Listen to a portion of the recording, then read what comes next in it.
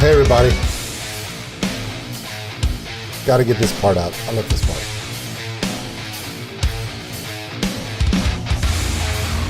Alright, now I can go away. Oh, I love my intro music. I just do. I can't help myself. I love my intro music. Hey everybody, my name is Old School Nerd. Welcome in. Okay, there's the beard. The beard is here. Okay, so hey Berserker King. So, before anybody does a super chat, don't until you hear the rules, because I don't want you to move. I don't want you to waste it. Okay. So, what I mean by is this. I want to go over just a couple of things, and then we can continue with our fun, right? Because everyone that's in this chat right now, you guys are family to me. Okay. And I'm not just talking about Chelsea, maybe Stardust, because technically they are literally my family. I'm talking about all of you who have been on this journey with me. I want to share a few things. Then we're going to talk about a few things. I'm going to open it up to questions. I'm going to have questions for all of you, so we can kind of get all coordinated for the future. And then we're going to go from there. Thank you very much. I literally just said, be careful. Do not use your... Thank you, Andre. He does it anyway. Okay. When I started the channel, I just wanted to do reactions to things, and I wanted all of you to be part of it. The problem that I was having was I was having so many people send me requests that I can't do them all. And last week was kind of the camel that broke the straw's back. Wait, stop, reverse that. What a lot of you don't know is that this channel is also part of my therapy. Yes, I need therapy. Okay. Every no, because I know better than that. Okay, here we go. Some of you know that I'm a dad. I've got 3 amazing daughters. Y'all know about Chelsea Maybe. All of you are part of all this, and everything has just exploded. I had no idea that my channel would take off the way it is. And I want to talk about 3 things. And the first one is requests. I have a list. I have rules now. Ready? Are y'all ready for the rules? I don't think you're ready for the rules, but I'm going to do them anyway, okay? I know that a lot of you are doing super chat requests, not because you need me to do a request or need me to do a reaction to what you want, but because a lot of you just want to support the channel because you know that there are a lot of things going on in my life with my kids and everything else, and every little bit helps me. It helps me keep the channel going. It helps all this other stuff. At the same time, some of you love a little too much, to a point where last week I had 31 requests and I couldn't get them all done. It was so embarrassing to me that I couldn't get them all done that I had to actually reach out to some of you, like Andre, and say, brother, can I just do these through the month? Because there's so many, I'll never get them done. Andre's like, dude, you do them whenever you're ready. I just wanted to support the channel. Thank you, Andre, and I appreciate you. And a lot of you do that anyway, and that's awesome. But to give everyone a chance, this is what we've come up with. Now, I talked to a lot of you on Patreon. I've talked to my D&D group because a lot of you are like really close to me and we talk personally about our families. And I can confide in you some of my worries and my fears because there are actually 2 things that I fear in doing this channel. Number 1, pissing off any more Sabaton fans. Oh my God, did you guys see that? Oh, they kill me. It's so much fun. But we're going to get to that in a few seconds. And the other thing is not being able to deliver what I promised to deliver. So this is what we're going to do. Here are the request rules. Now, rule number 1, 2 requests max per person per week.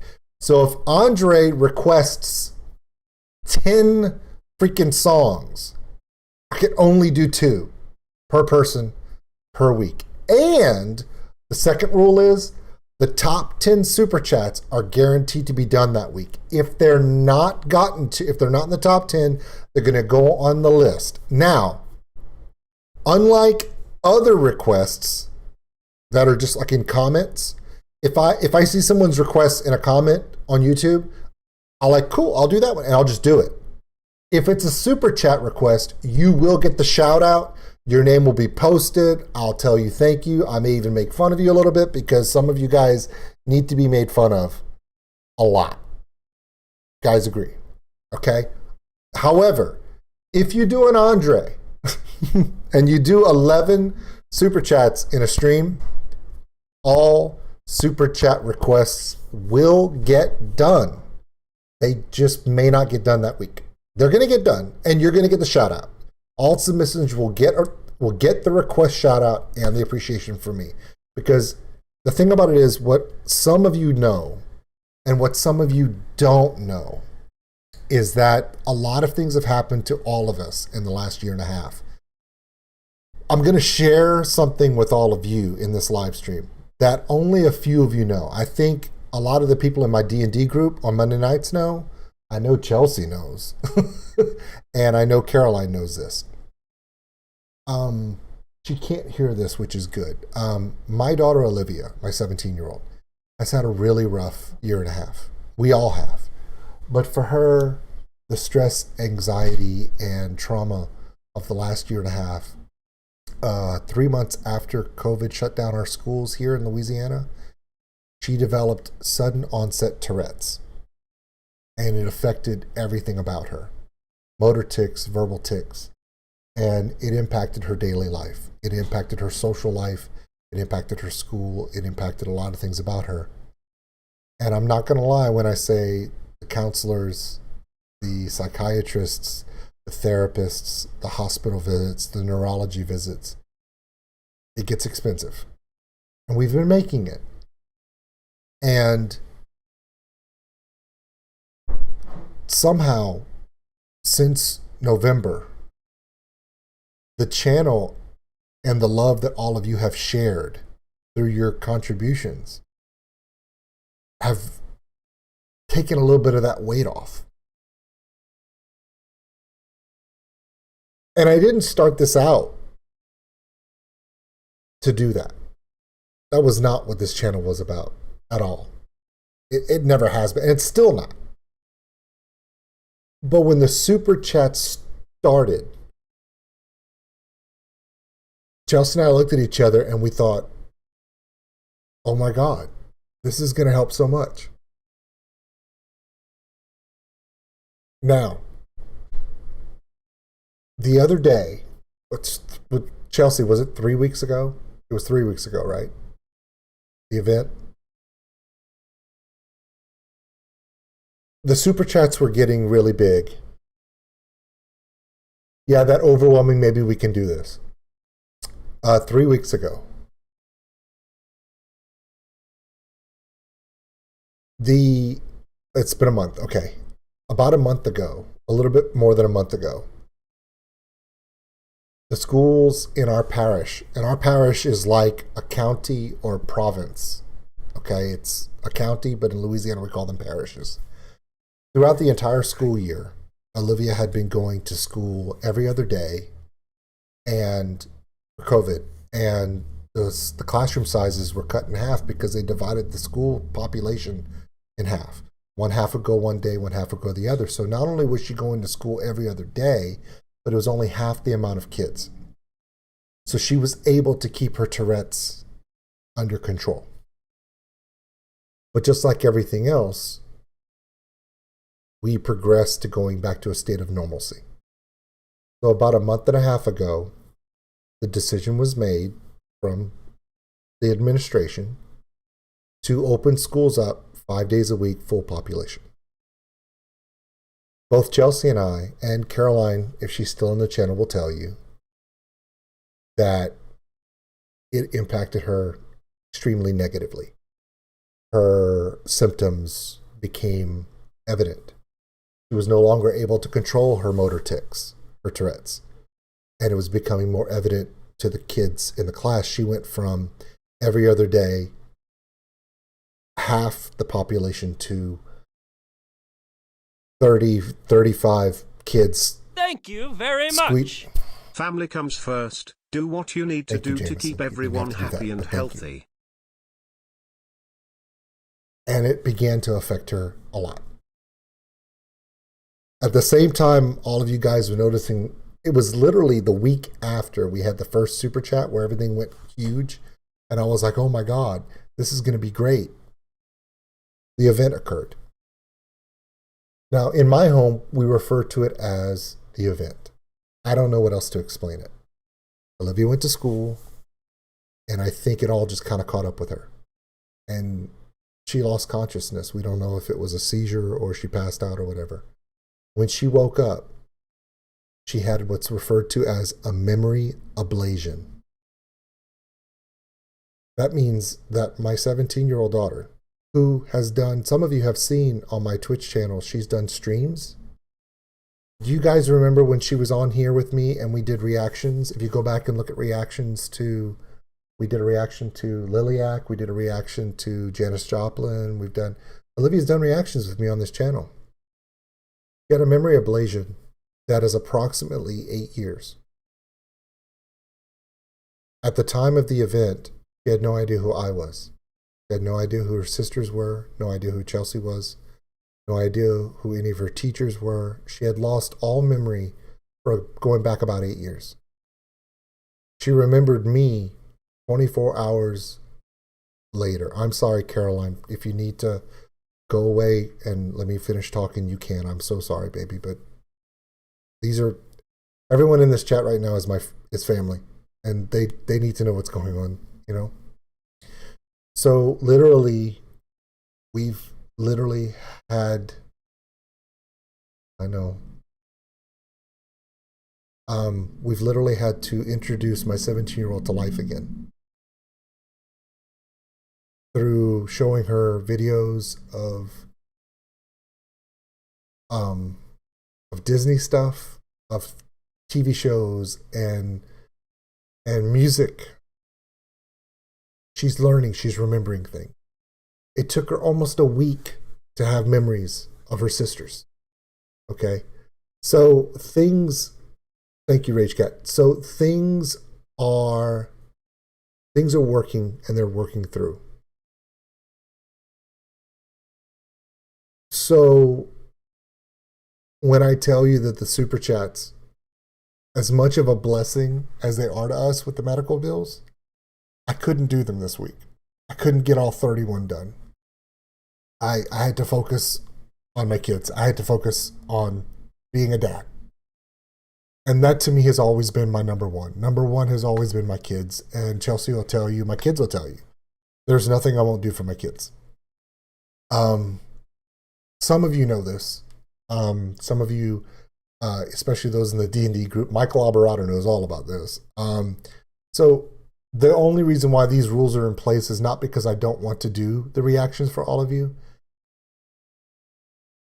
It's because I have to balance it. So if you want to support the channel, thank you so much.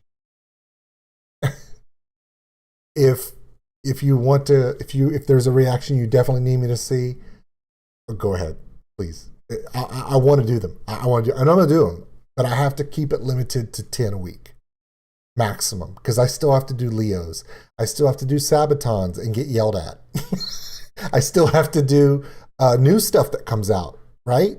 Violet Orlandi, Leo, Plush came out this week, blew my mind, right? We all saw the Plush thing, right? How awesome was that? And all the new stuff that people are coming out with, we have to do reactions to that, right? So we want to do a balance, and that comes down from all of you, because all of you are just as important to this as I am, because most of these great ideas and great bands and music that I do reactions to that you guys love, I don't come up with this shit. You guys do. I think the only song in the last month that didn't come from one of you was when I ran across Plush by accident. I still have to do stupid stuff with Caroline, 100%. Okay. So, Ginzu, you didn't have to do that, bro. You're blowing. Oh my God, dude. Thank you very much. My only request this week: take care of yourself and your beautiful kids. Love Ginzu, you, you're bro. killing me. Smiley face. Seriously, everyone in this chat right now, even if you're brand new, all the people you see in this chat, they're my friends. And Mike Alvarado knows me. I don't make friends easily. And mainly because I'm very hard to like. I really am. I'm kind of a dick. So it's true. Pardon my French, but you're an asshole. No, I really am. Everyone that's in this chat, you've been here a long time with me, and I appreciate every single one of you. I'm not asking for, please, dude, guys, this is not about me asking for money. This is not what this is for. And if I ever find any of your, thank you very much. If you ever get any of your Family PayPals, I'm helps giving money family. back. So let's go into some of the other things. Okay. Now that we've talked about the rules, Thank you very much. now that we've talked about the rules, Yale. let's get into A the song fun may be stuff. best Are you ready? suited for a Oh, Wednesday wait. reaction. But family goes first. What's Jen got Always. going on? All the love to you. Dude, let's do that one. Okay. The first one for today, this is for Jen. Okay, we're definitely doing this one. Now, I have a question to ask, okay? Some people have been helping me with names. Okay, because of where you are, it's not Jen, is it? Is it Yin? Because I know that the J's are pronounced in an English Y. Is that correct? As much, I know, Wazbaka's back, but is it Yin or is it Jen? Please help me. If you get a chance, just reply and let Chelsea know. She'll remind me not to fuck that up. Okay, let's get rid of that and let's have fun. Very much. Old school, Thank please you, Mike. react to You what didn't have does to the do that. fox say, cause I love Considering you could, I'm gonna take your $20 and spend and use it for gas to come pick you up to go see Sabaton. All right, so here we go. The next item up for sale is this. I'm gonna change the tag. Anytime I do a Sabaton video, I'm gonna change the tag. It's gonna say, Thank you very much. guys. Omerta by Lamb of God for Throwback Thursday. Rock on You know, gesture. for some reason, you're hold going on. to love it. Something's acting weird. Let me, hold on. Please be patient. My Stream Elements isn't working properly. And I'm trying to figure out why. Hold on. Just give me a moment. I don't know if it's set for Twitch or YouTube, and that might be why it's not doing it. It's supposed to be text to talk. I'm looking it up right now. Hang on, everybody. But, okay. I'm going to be, from now on, when I do a Sabaton video, I'm going to have to post the rule of Sabaton, historically accurate. Old school nerd, historically not. Because for some reason, people still think that I'm I'm a history professor, and I'm just, that everything I say must be true. And then when it's not, they get mad. And that's not the case at all. When it comes to things like Sabaton and things like that, Mike Alvarado and Chelsea and my kids know that I'm the emporium of useless knowledge. But I don't know everything. Especially if you're talking about some shit from Sweden. I don't know everything there is about Sweden, and I'm trying, okay? And if I make a mistake, it's not on purpose. It's just because all of my reactions... Thank you very much. You guys This are killing song is me. for your daughter, All of my and to reactions try are done to live, redeem right? yourself after effing up But the last because one they're you did done for me. live, In this moment, the fighter, it's not that metal, means you but guys it's a good also message. know that because my reactions are done live, that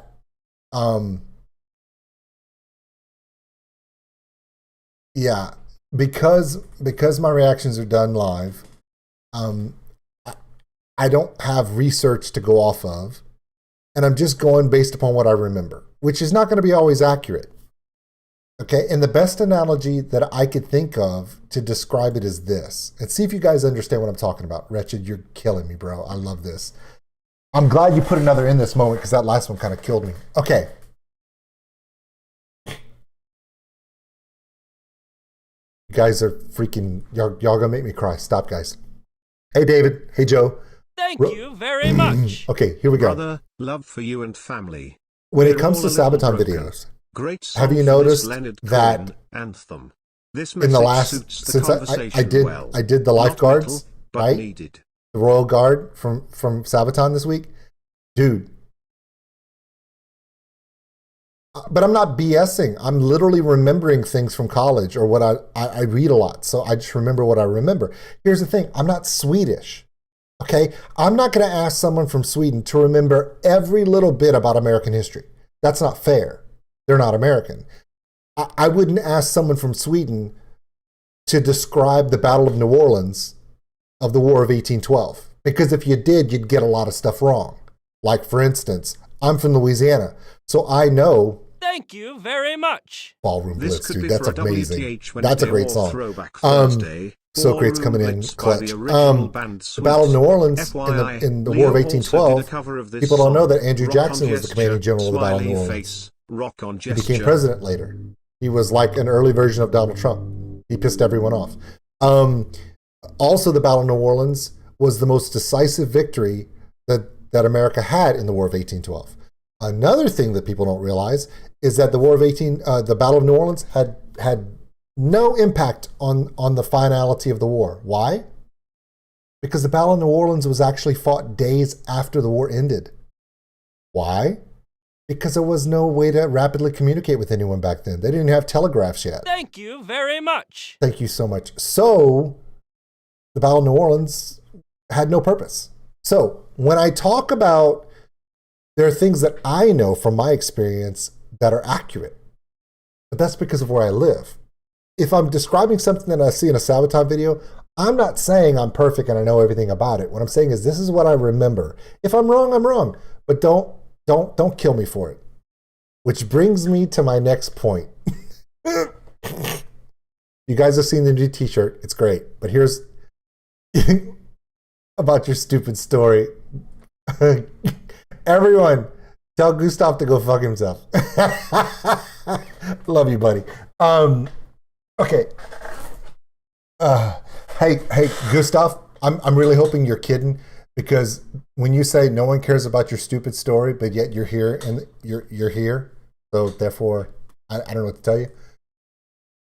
There you go, Jens, got it. His name is Jens, everyone.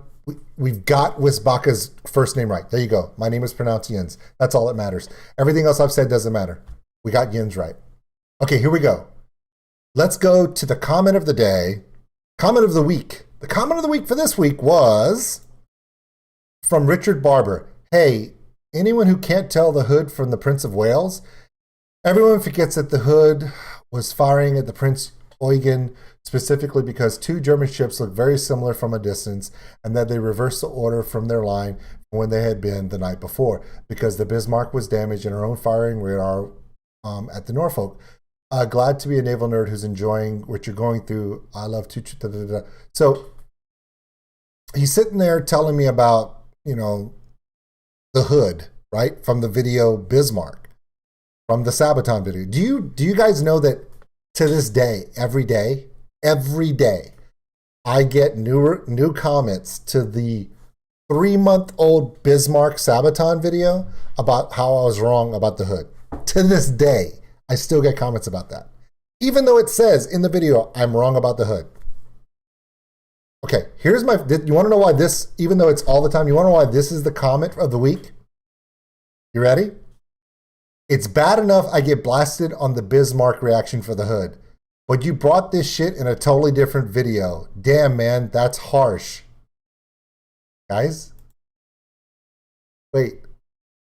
He commented on the Two Cellos Thunderstruck with some shit about Sabaton. Oh, Richard Barber, not only is it the comment of the week, but it's the a-hole comment of the week. Thank you very much for coming in. Dude, I have yes, Magnet, I knew that. And the thing about it is here's the thing. I do know that the Hood was a battle cruiser and not a battleship. I knew that. But the problem is that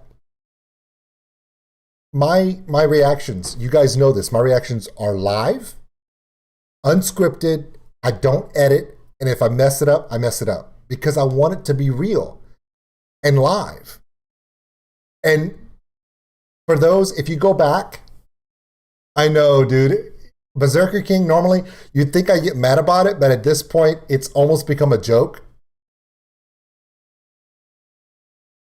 It's so much a joke that I literally have t-shirts about it. Literally.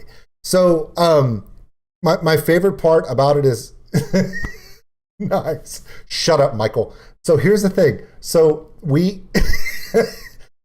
what makes it awesome about it is this. When I did the Sabaton reaction, if you guys go back and watch it, I was so excited because I'd never seen it before. The story of the Bismarck is one of my favorite stories historically about World War II. And Mike knows and Chelsea knows that my favorite portion of history is World War II, specifically the Battle of the Pacific. But the Atlantic story is cool for me too. I love naval history. So as I'm watching this video, I'm geeking out so much that I'm making mistakes that I know I shouldn't be making. But I'm so excited and I'm doing it live and I'm not going to stop and restart. That would be a lie. My biggest thing that I don't like in reactors is when everything is scripted, they go ahead and they do a bunch of research ahead of time. Those two things bother me. But the one thing that I hate the most about certain reactors and their videos is when all they do is hype whatever they're doing for clicks. Even if it's a shitty video, they're like, oh my God, if it sucks, I'm going to tell you it sucks. But at least I'll tell you why I think it sucks. You have to develop a little bit of a thick skin. For every single one of you in this chat room, and Berserker King knows this better than anybody. Berserker, am I right about this following statement? For every person that loves what you do, there are 5 people that will blast your ass about it. How horrible you are, how shitty you are, how stupid you look, but yet you cannot take that seriously. Why? Because none of the people that are saying those things have the balls to try it themselves. That's how you have to look at it. So when Berserker King comes and he tells me some things, hey, I love this, don't like this, I take him seriously. Why? Because he's out there doing it himself. And he's doing it his way, which is awesome. You guys have seen that. That's awesome, Anthrax. Thank you so much. You guys know that Galactic Thank you Criminal. very much. Thank you, Anthrax. Galactic Criminal is also follows my channel, and him and I talk. Galactic knows exactly how it is. Being a creator sucks. What's really difficult is I'm doing something that's a little different than a lot of other reactors. You have to be different. So when I started this, one of the first things I told Chelsea and a few of you was, my reactions are going to be 100% raw. They're going to be done 100% live. I'm not going to do any research beforehand. Because if I know everything about it, and I've seen it before, is it really a reaction? Or is it just me trying to get clicks and make money? I'm not. It's the way it works. Thank you very Robert much. Price, King for a Day by Pierce the Veil. Definitely a Throwback Wednesday. Video. No, Throwback It's Thursday. definitely a Throwback Thursday. What the hell Smiley Wednesday? face. This is my It's okay. second and final We'll fix that. It's request not a for the problem. week. Thumbs He up, swears. I swear. I don't trust you, Robert, but I love you. Okay, so the next thing we want to do, now that we've talked about everything else, okay, now that you guys have talked about, now that we've talked about the rules for Super Chat, and obviously you guys don't give a shit about it because you guys have gone off for the last 15 minutes, and I love you for it. Here we go. Patreon. I need to start interacting with Patreon more. A lot of you that are in here are also in my Patreon, so I thought now would be a great time to talk about it. Sabaton Monday, Tuesday, Friday. Dude, all I know is Thank you this. very much. Oh, Talking Eunice, about you're the man. mistakes. Thank you so much, Someone buddy. like me might have I do written want to song say this. request incorrectly In last October, week. So when Walking Chelsea, featuring Mike, the Queen and of the I Damned all go see Sparta. Sabaton and Judas Same Priest, joke we're from going to last try week to about Crusader, live stream Vampire, and Viking, send videos Gladiator, and post stuff Spartan. and do as much videoing about it, reactions and everything, because it's an event you need to capture. Okay, so we're going to do that. Okay, and we want you guys to be part of it. Okay, Patreon. I want to talk about Patreon and how we can engage Patreon. The reason why is because there are three things that I really want to make sure that I keep in mind. Number one, everybody that is in my channel, whether they're a subscriber, just someone who sees a video, just someone who gives a thumbs up, a like, Patreon, all of you guys in Super Chat, everyone is important. I do feel that the Super Chats in the live stream are getting their just deserves, right? It's been a big part of the channel.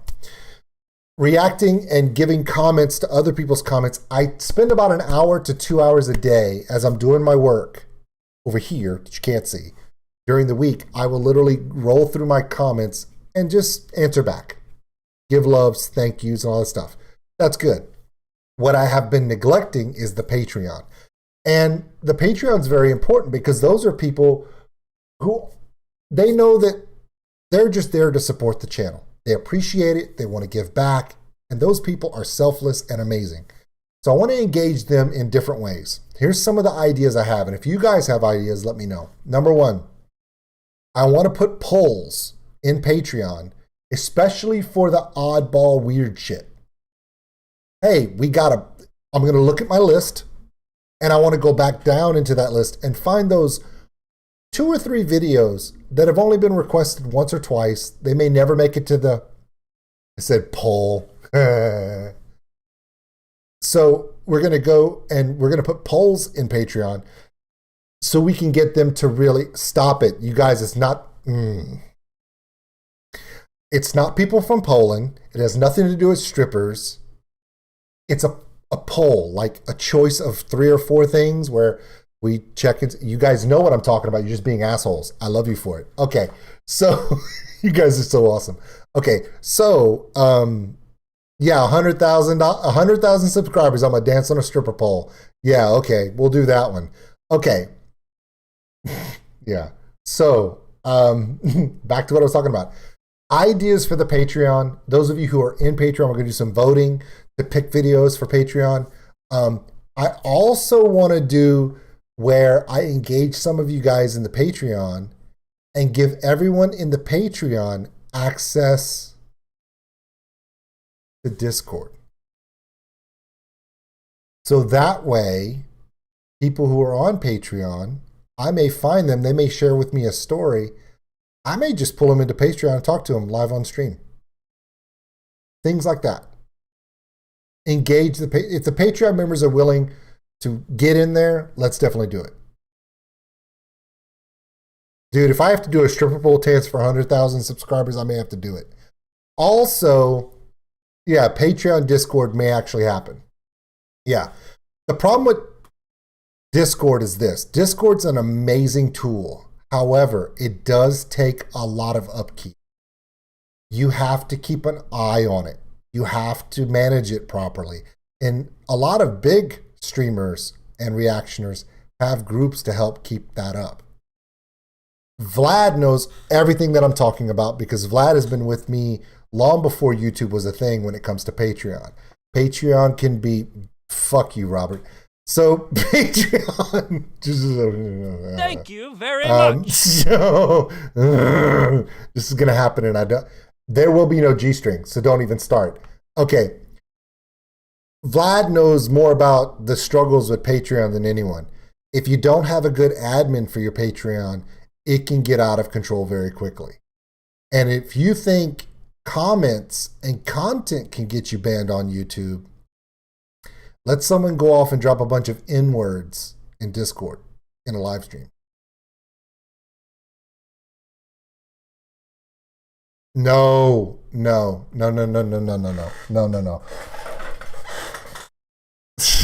Oh, I hate all of you.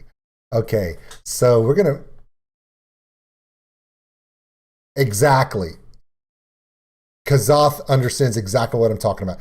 A lot of you do understand that too. So, and the best part about Patreon members is if we do Patreon members getting access to the Discord, we can moderate that. We do have good moderators, but as it is right now, between Vlad, Michael Dietz, Michael Alvarado, Chelsea, they're overworked as it is. I don't think it's fair to put that on them as well. Yes, there is a Discord. The reason why I don't tell a lot of people about my Discord is because okay, let me be honest. Number one, I'm horrible at Discord. I'm really bad at it. Vlad knows what I'm talking about. I'm bad at it. Two, you have to really have a good management team, and you have to have really good rules, and you have to know how to password protect your stuff because Discord can get out of control really fast. But that's our goals. So these are our goals coming up in the next month and a half. Number one, we're getting really close to 40,000 subscribers. So we're going to do something for 40,000. Number two, we're going to engage Patreon. Number three, this Dungeons and Dragons live stream on Mondays is becoming awesome. We've only done one weekend and it was a great stream, guys. We're talking about gnomes being sent to the wolves on purpose just to see what would happen. We're watching elephants get the shit kicked out of them by cleaning supplies. We're talking about a ranger lizard from Louisiana who is a complete coward but loves to make fun of people. But when the chips are down, headshot. So, but you know, it's all magnet. You know what the problem with your elephant is? Your elephant is 7'4", but has the constitution numbers of a jellyfish. That you need to step back. We need to send the paladin in there, and we need to make that shit-kicking paladin go first, not you. You should be slipping in with big shots in the battle. Don't go first anymore, because you're going to wind up dying. The broom of doom. You're so right. Okay. Now that we've done all of that, let's move on. And a gecko named Bean. Hey, for those who want to know why my character is named Bean, my daughter Caroline, she's right there in the chat, maybe Stardust. Y'all know Caroline, right? She has a leopard gecko named Bean, and that's why my character is named Bean, in honor of her lizard. Here we go. We're gonna do a tier list now. Okay, this is my tier list. And I know that some of my decisions on the tier list are going to anger the masses. It's okay. I'm not always right, but I'm always real. So let's get started with the ultimate tier list. Let me move my beard out of the way for this one. Just going to back it up a little bit.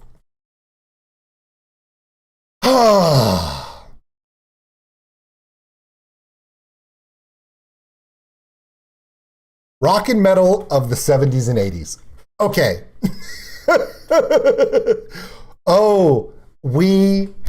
I'm not doing an OnlyFans for, no, we're not doing an OnlyFans for Chelsea. We're not doing an OnlyFans for me. You guys are sick. And I can hear Chelsea laughing from across the house. She's laughing her ass off. Okay, here we go. Yeah, we're going to go down the line. Okay, now, rather than doing S tier, A tier, B tier, whatever, I've decided to make it a little bit. Jameson knows. Okay, this won't start a fight at all. Psh, no. People are going to see this and meet me at the Sabaton concert to start a fight. Here we go. We're just going to go in alphabetical order. We have them gods, Legacy of Rock. Now, God is God tier. Let's be honest. When I put God tier, these are the bands that are the ultimates of the genre. They are the reason why the genre even exists. Fair enough? Legacy of Rock. These are the ones who influence a lot of the other bands. And without them, there you go. Anytime, any day. Need a shirt, get the poll. Stop. Anytime, any day is you could be driving down the road. You could be listening on the phone. You could turn on the TV, turn on the radio, no matter what. This band comes on the radio and you're already rocking anytime, any day. Oh yeah, I remember them. You haven't listened to them, but you probably listened to them back when they were big and they were the shit. But, okay. Meh, okay for radio. You know what I mean? Like, you know what I mean? They're on the list, but is it because they're on the radio? And then Label Made. Thank you very much. My big request for the week. Well, you liked Lords Magnet, of the Trines, thank you but I so can't much. decide which song to request. So much for dealer's that. Choice. The Metal Pick one, Sea Live motherfucker. official bootleg or I Death love Dealer you. Live Pick 2019. one. And until from you their pick Magnet one, Power I'm not Festival. doing any of them. Okay, here we go. And then the last one is, of course, Label Made. We know about these bands. We know they only exist for radio play. Somebody put them together. It's bullshit. Okay. I don't think there's going to be a lot on that list because, come on, really? Okay. AC/DC. We're going to start alphabetically. AC/DC. Where does this one go, guys? Where do you guys think? AC/DC. Angus Young. Also, realize that this band transitioned 70s and 80s because of Bon Scott and Brian Johnson. Where does this one go? Come on. Lord of Triton's going to happen. Don't worry. God tier? God tier? Really? Gods? You sure? Thank you very much. Okay. Okay, Kazoth, you're out of my channel. Someone ban him for 15 minutes? No, I'm kidding. Don't. They're the Legacy of Rock. And there's a reason why, okay? They are legendary. And they hold up the legacy. And the reason why is because they are iconic. And the reason why you refer to them as the Legacy of Rock, and this is one thing that I want to say. It doesn't matter what kind of music you like. Country, rap, rock, jazz, blues. It doesn't matter. Everyone knows who they are. Does everyone like them? Not necessarily. But here's a thought. 2015 Grammys, who opened the show? AC/DC. It was their last live televised performance, and everyone in the crowd, it didn't matter who you were, they were headbanging because they recognize, yeah, they're legendary. Yeah, who made who? The chicken and the egg. Okay. All right. Aerosmith. Aerosmith. Come on, guys. What do you think? Aerosmith. Come on. Oh my God. Do not start Stephen Lynch. I'll get banned. Come on. Aerosmith. Aerosmith. Anytime, any day.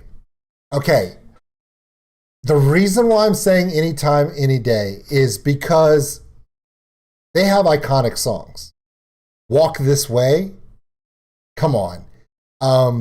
Love in an Elevator. I think what got me was Aerosmith's Sweet Emotions, all that stuff, had them in the legacy of rock. However, when they did Don't Want to Miss a Thing, they dropped down to Anytime, Any Day because that shit was power balladed through every radio station for so much you got sick of it, right? Right? So that's the only reason. Do I think that they could have been the legacy of rock because they did start the rock rap, right? You're right. Totally true. But I just think that towards the end of their career, they became so marginalized by the industry that it took away some of their rock cred. Does that make sense?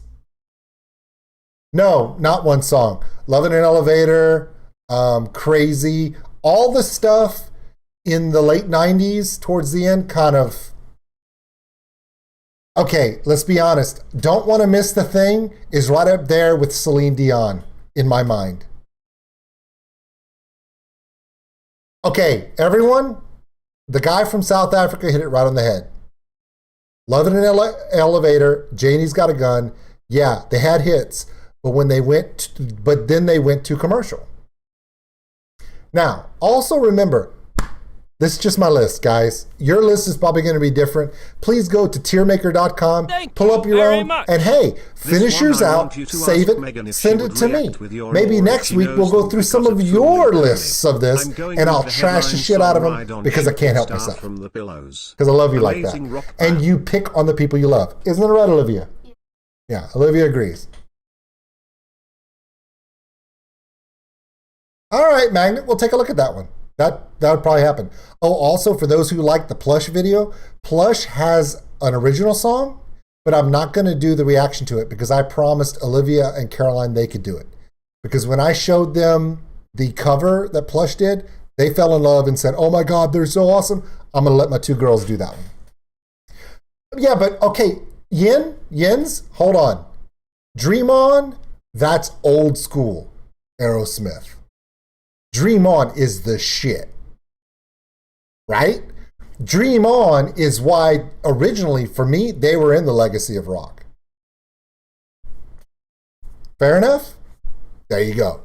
Okay, the Allman Brothers Band. Oh, yeah, I remember them. Now, do not be mad. Do not be mad, okay?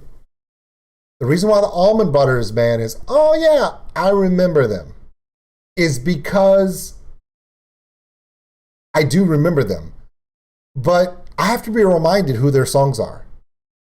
Okay? Now, again, okay. Okay. Mike Alvarado and Chelsea Maybe are not only two of my closest friends in my life, but they are as big old school music fans as I am. They both grew up, I know Chelsea maybe for sure, grew up on this kind of music. And to this day, she loves it. Now, here's the thing. The Allman Brothers Band are iconic. But in the realm of heavy metal and rock, the list of people on this, the list of we haven't even touched yet, is the reason why they're in, oh yeah, I remember them. There's no way I could put them up in the legacy of rock. Thank you very with much. some of the ones that are gonna be there. Okay? Trust me. I love you. Trust me. Trust me on this one, guys. Thank you so much, Anthrax. Appreciate you, buddy. Anthrax! Yeah, I remember them. Now, Anthrax, metalheads know who Anthrax is. Do rock fans know who Anthrax is? Sort of. Why? Because Anthrax was also one of the bands that iconically bring on the noise. They also broke the barrier of genres between rap and metal with Public Enemy. Okay? Now, I am not an Anthrax fan.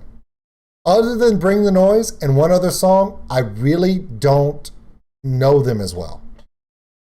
Okay, sorry guys. For me, Anthrax does not reach the level that a lot of the stuff you're going to see on this list. There are people on this list that when you compare them, you just can't.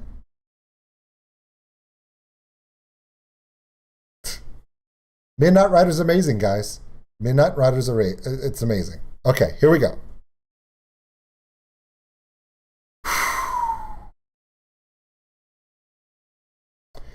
Beach Boys are Anytime, Any Day. Now, wait, before you guys freak out, you have to understand the genre. 60s, 70s, and into the 80s. There are songs that the Beach Boys put out that I know they're not metal. I know they're not even hard rock. But in the beginning, their ideas set forth what we know. Right? No. Okay, hold on. Especially a lot of my European fans and my European friends here, you're not going to understand why the Beach Boys are Anytime, Any Day. But there are a lot of times when you're in the car with the family, driving on a trip, Beach Boys come on. It's feel good. It's feel good. We're not even going to talk about them that much because let's be honest. Yeah. Anyway. Okay. Here we go. The Beatles. Where do the Beatles go? Where do the Beatles go? Come on, guys. I hate this. Kazath, you want to know why the Beach Boys are not label made? You want to know why the Beach Boys are not label made? Brian Johnson wrote a lot of songs that you wouldn't realize he wrote. Are the Beatles gods? Okay.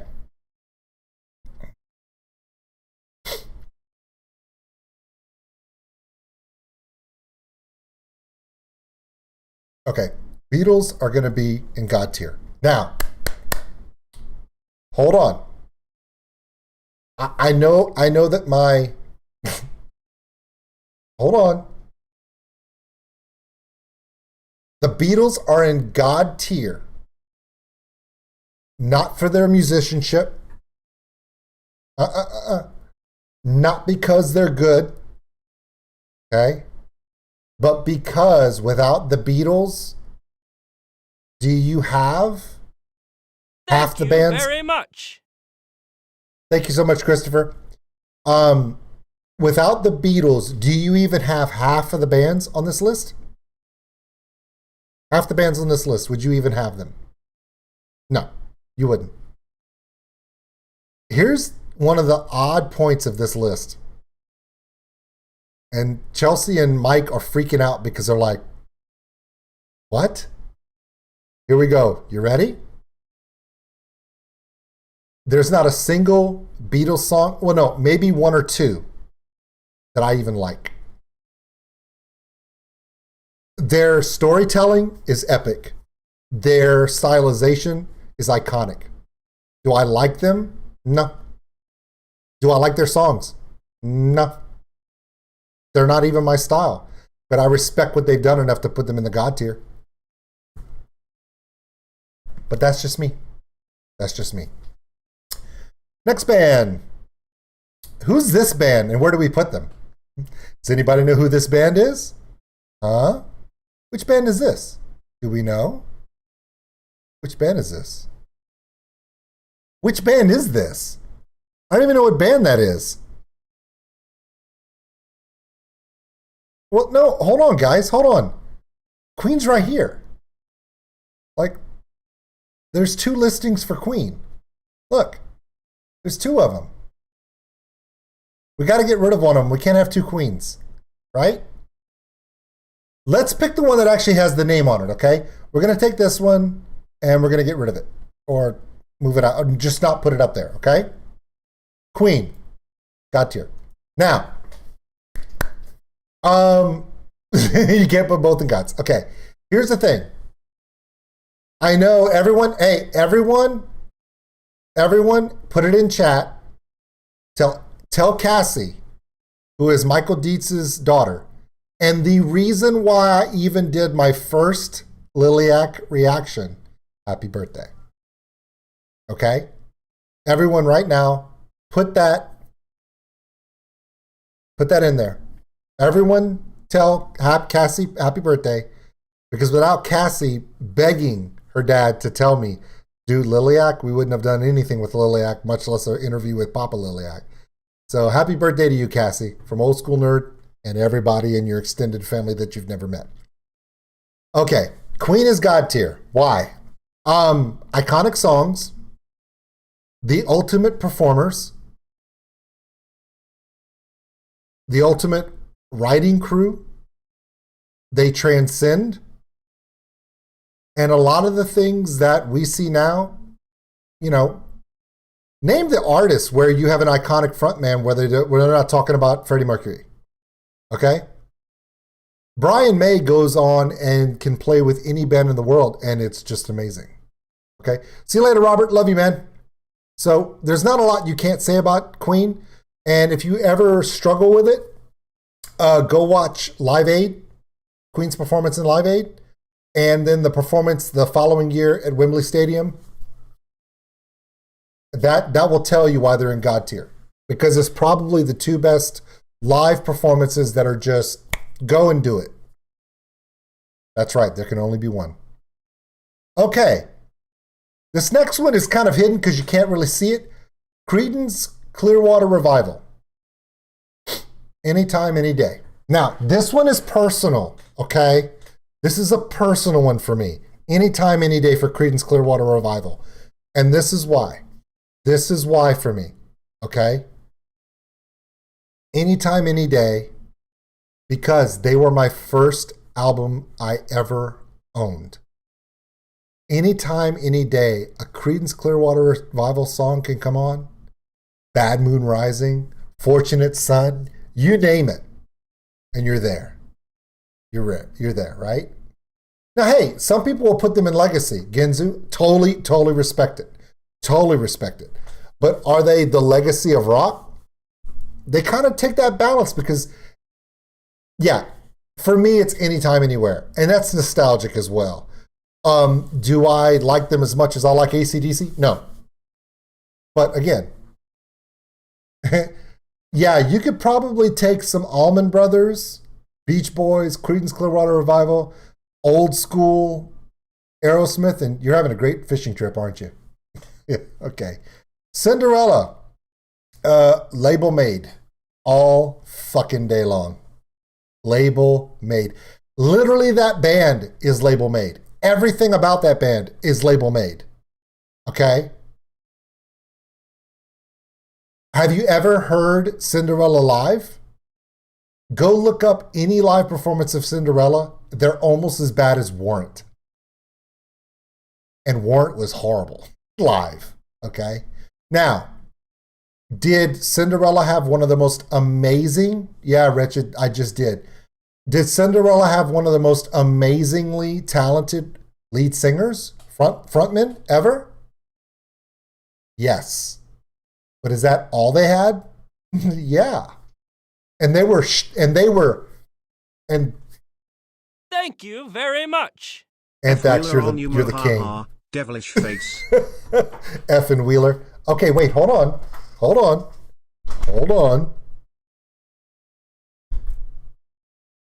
Okay.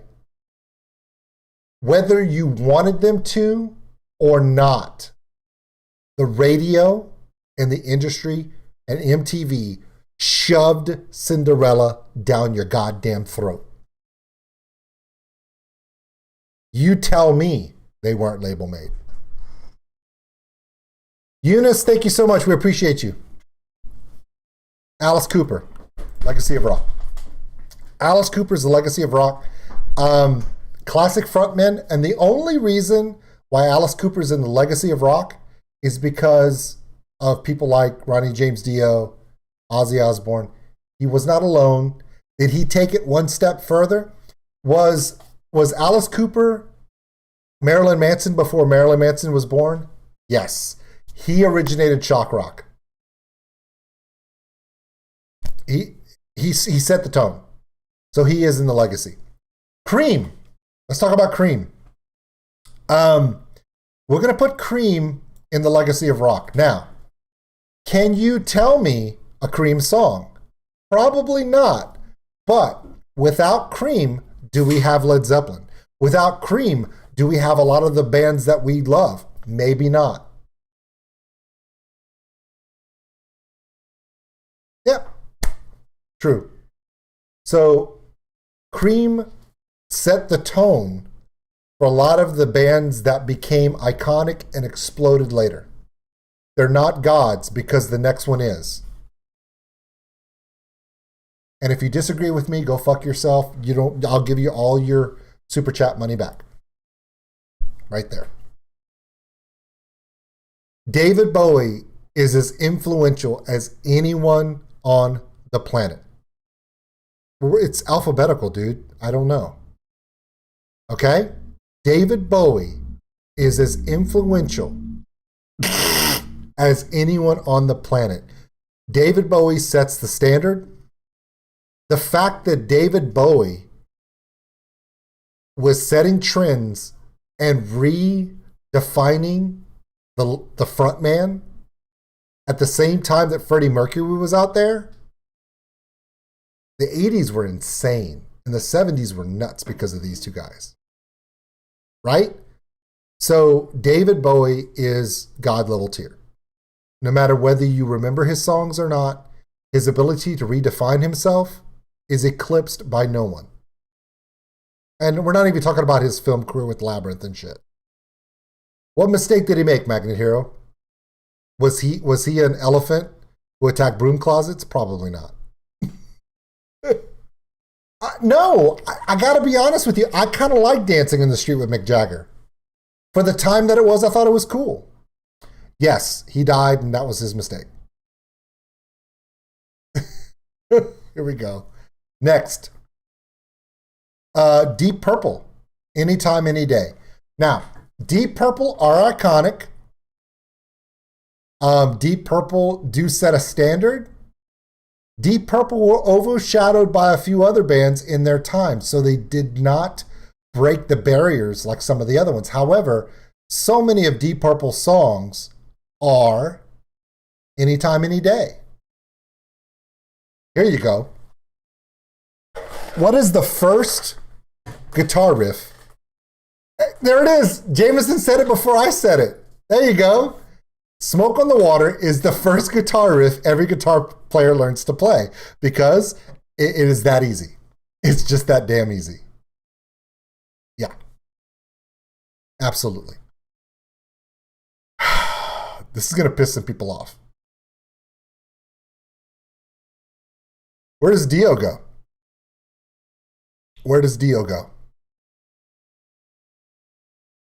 Dio. Where does Dio go? Come on, guys. Where does Dio go?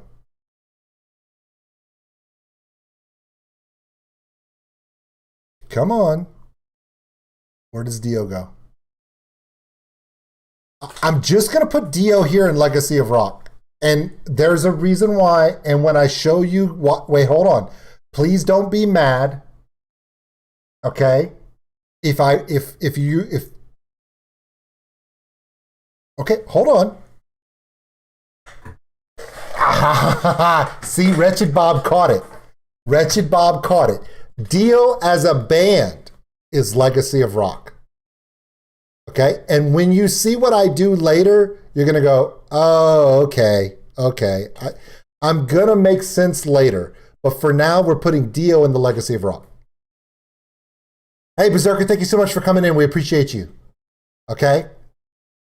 Okay. Dio is going to be Legacy of Rock. And the reason for that will become later, and I'll tell you what it is later. Let's move on. Dire Straits is also Legacy of Rock. Okay? Now, what's really weird about putting Dire Straits in the Legacy of Rock is because they're not as well known as some of the other ones, but influential. Dire Straits, as a progressive band, sets a tone.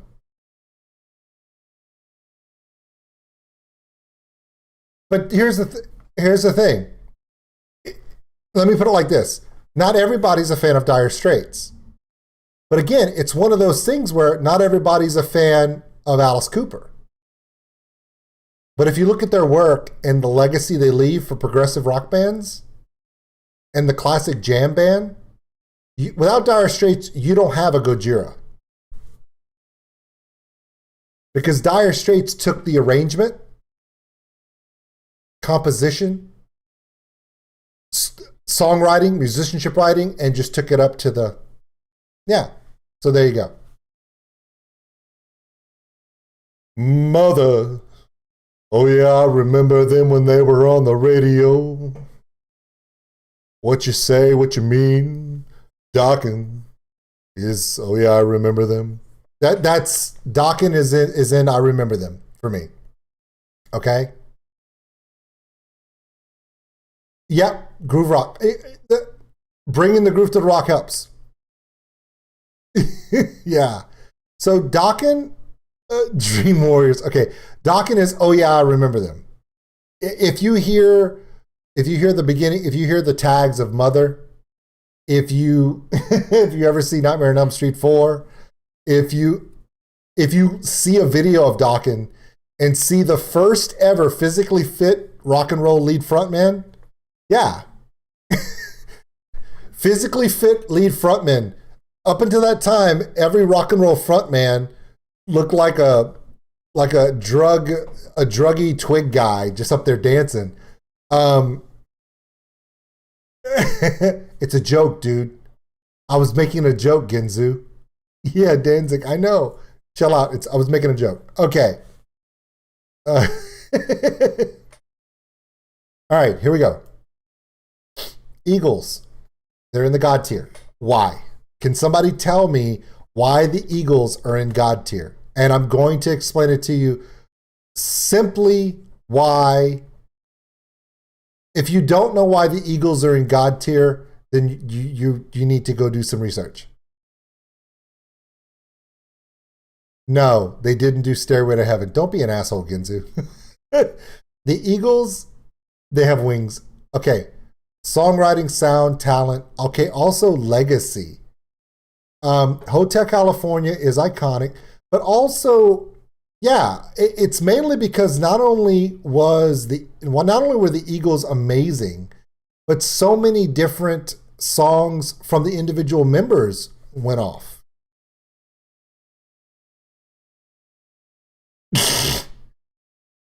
I've had a rough day and I hate the fucking Eagles, man. True. Yeah. True. Very true. Okay. Yeah. Yeah, it is. It is. It totally is. I just, and the thing about it is I can only think of maybe three songs. Small Hat 93, everyone. Thank you, Small Hat. We appreciate you. Thank you for coming in. I found you 2 days ago because of your Wrong Side of Heaven reaction. Since then, I've watched roughly 20 reactions. You only have 460 to go. Keep it up, Small Hat. Thank you for making my days a bit brighter. Keep up the awesome work. I intend to. Thank you so much. Welcome to the family. Okay. yeah, I only really know 2 songs from the Eagles, but they're awesome. Fry, Walsh, Henley, you name it. Every single member of the Eagles pushed the envelope of music. So there you go. Elton John is God tier, and we don't even have to have a discussion about that one. Agreed? Do we even need to have a discussion about Elton John?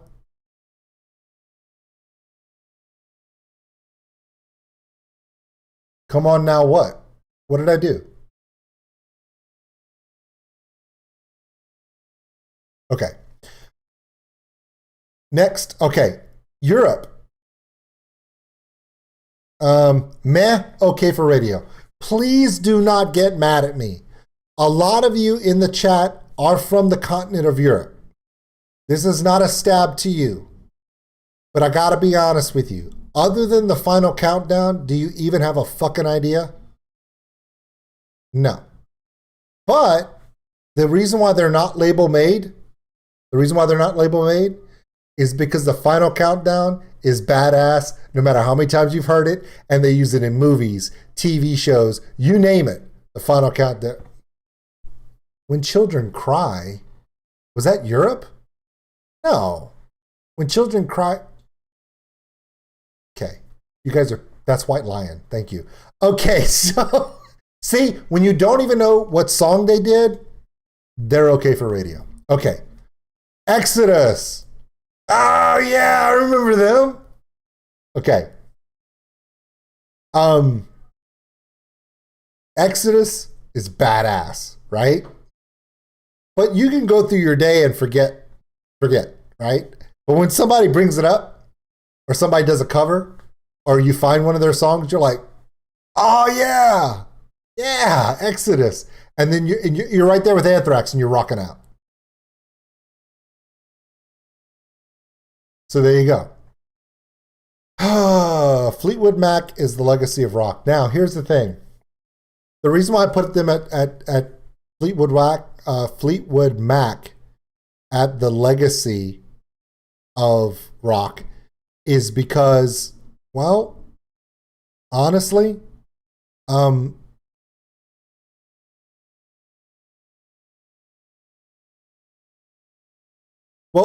okay, Fleetwood Mac is legacy of tell me lies, Mike, tell me lies. Okay, here we go. The first concert, and actually kind of one of our first things that Chelsea and I ever did when we first got together, was we went to Houston and we saw Fleetwood Mac in concert. Now, this is when the full lineup was still there. Mick Fleetwood was still there. You know, everyone was still there. Even Stevie Nicks was there, okay? We went to go see Fleetwood Mac. We were up on the second floor of the Toyota Center in Houston. Okay, great show, okay? Here's the thing. There were some people right next to us, in the seats next to us. 2 girls our age and their older mother. And their older mother was obviously a hippie from the 60s and 70s, loved her some Fleetwood Mac back in the day. Okay, this woman stood up the entire concert. Not only the entire concert, but when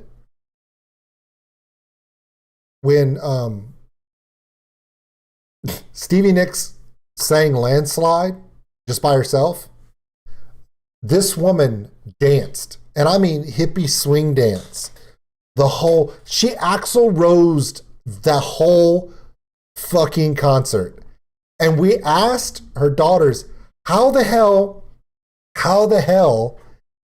is your mom still dancing? And they're like, we gave her a pot brownie before the concert. They made pot brownies and their mom ate some.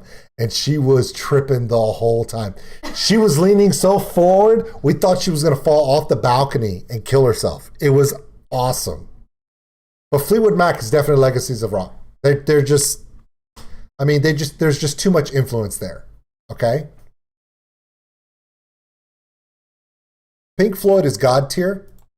And I'm going to say that mainly because of their influence.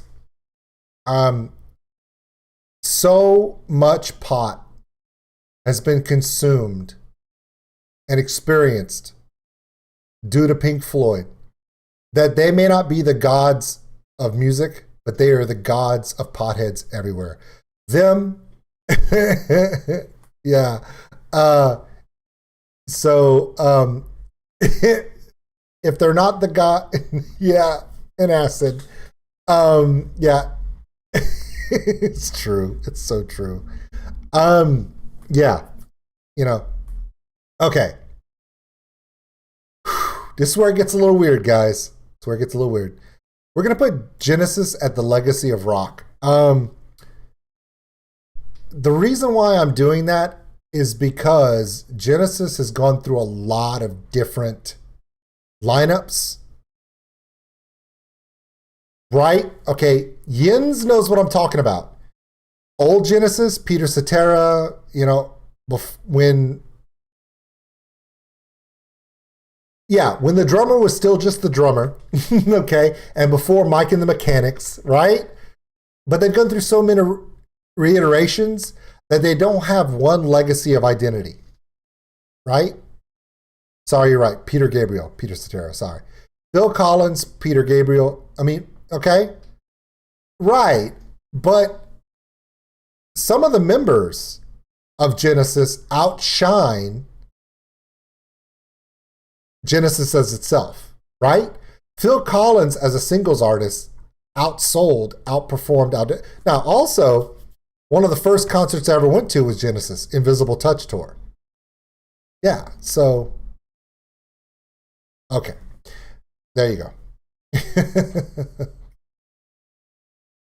Guns N' Roses, Legacy of Rock. Now, okay, and there's a reason for it, okay? If we take away everything after the Use Your Illusion 1 and 2 album and just stick, nope, sorry, that not God tier. Guns N' Roses will be legacy literally just for Appetite of Destruction. They could be in the legacy of rock if they literally did Appetite of Destruction and got in a plane crash. They would be legacy of rock. And this is the reason why. Okay? GNR changed rock forever. Okay? We were dealing with Van Halen being all pop.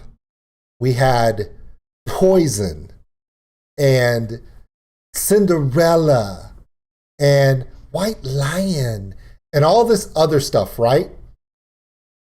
Appetite for Destruction comes out, changes the game completely, right?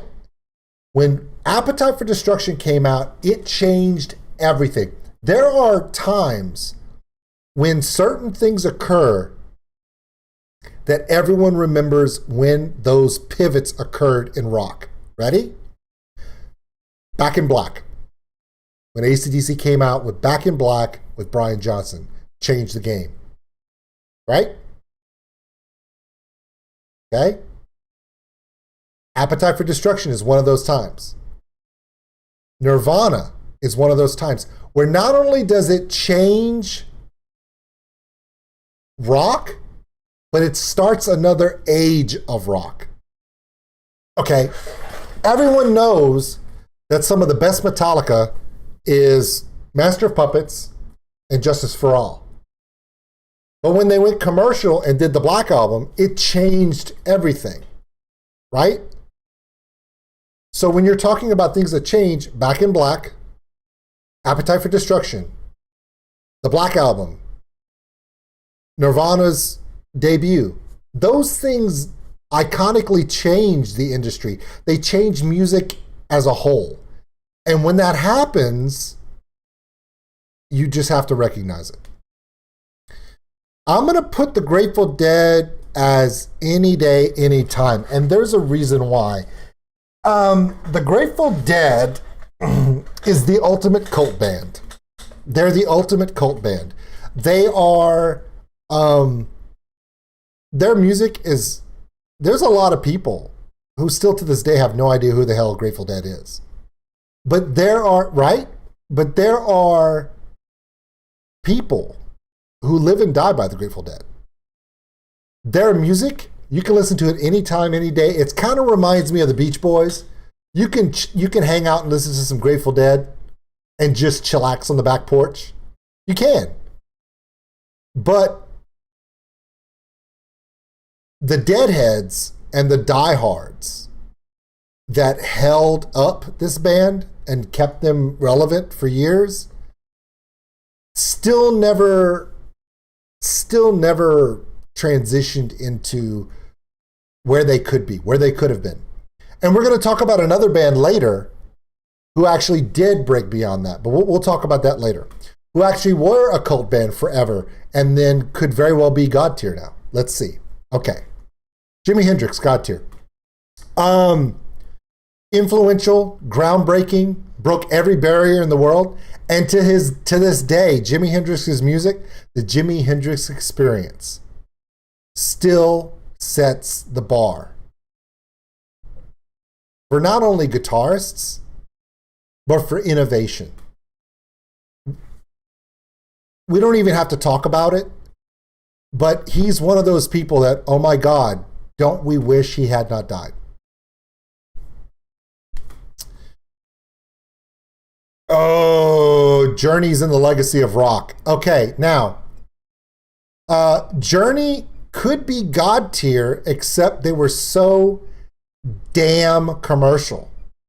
Their entire career, once they started their Escape and everything else, all their songs are so iconic, but they were literally rock power ballad monsters. I mean, that's what they did. They filled arenas. But the thing about it is, normally I would say, yeah, I would put them any day, any time, right? But unfortunately, because so many of their songs are iconic, they go from anytime, anywhere to legacy for me. Yes, I've played the Journey video game. It was ridiculous. I think a lot of it is, for those of you who are in Europe, Journey was not as big there as were here. When I tell you that Journey to this day sets forth a standard for the power ballad, they're untouchable, even to this day. Do I even need to talk about that one? Oh, Michael Dietz! Five Finger Death Punch. Wow, that's going to be a crazy one. Thank you, Michael. Thank you, Mike. Okay. No, it wouldn't. Okay. Did you guys even see me put Bon Jovi right here? Me neither. Okay, moving on.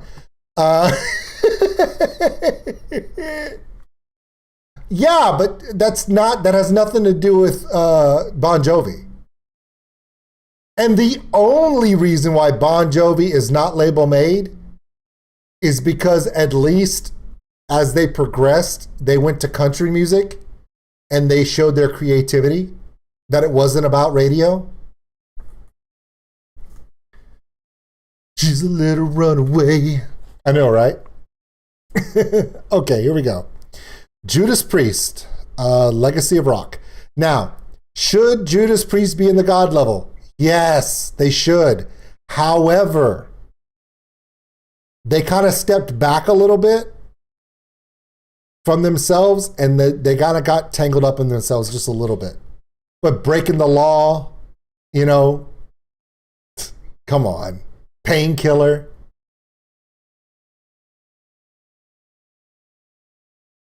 Yeah.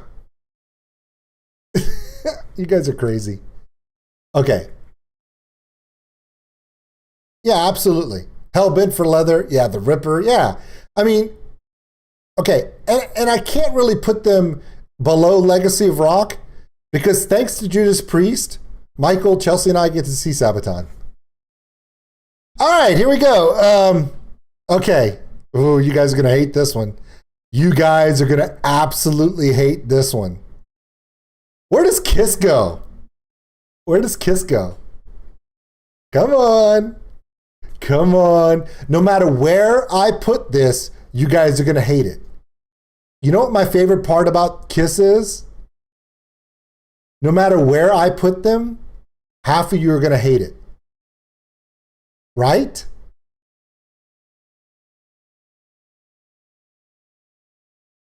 Right? Okay. I'm going to put them anytime, any day. Any day, anytime. Okay. This is why they're here. Okay? Wait. Are y'all ready? Breathe. There are people that put Kiss as God level. There are people that put them as the legacy. There are people that put them down here. So I'm putting them right here in the middle because they're able to make so many people happy and so many people pissed off. You got to give them props for it.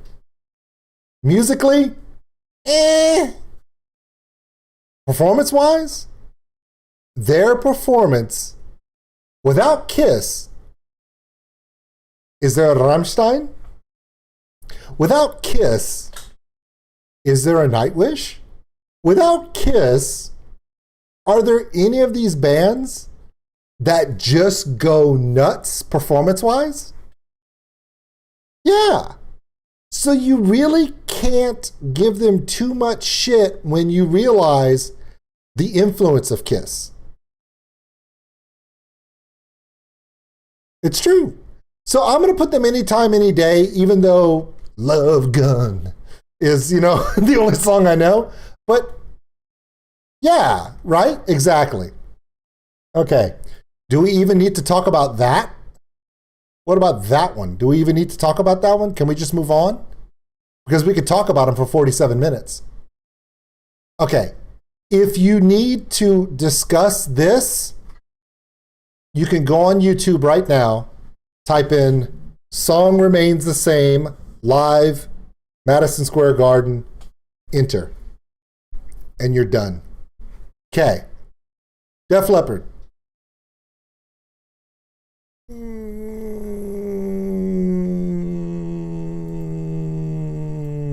There. Okay for radio. And the reason why I have them okay for radio is because early Def Leppard was great. But when they got into their power anthem style, the harshness of Photograph and some of their earlier stuff just literally went to a commercial. Come on. As many people that loved Pour Some Sugar on Me, I hated it. I get that, but they're just not for me. Yeah, exactly. Oh, there it is. Yin just said it. Def Leppard has made the same album over and over again. Thank you, John. We do need to slap that like button, don't we? Hysteria was a great album. However, I'm sorry. It's true. Okay. Oh boy. Leonard Skinner. Anytime, any day. Now, seriously, Leonard Skinner is anytime, any day because for me, because they overcame a lot.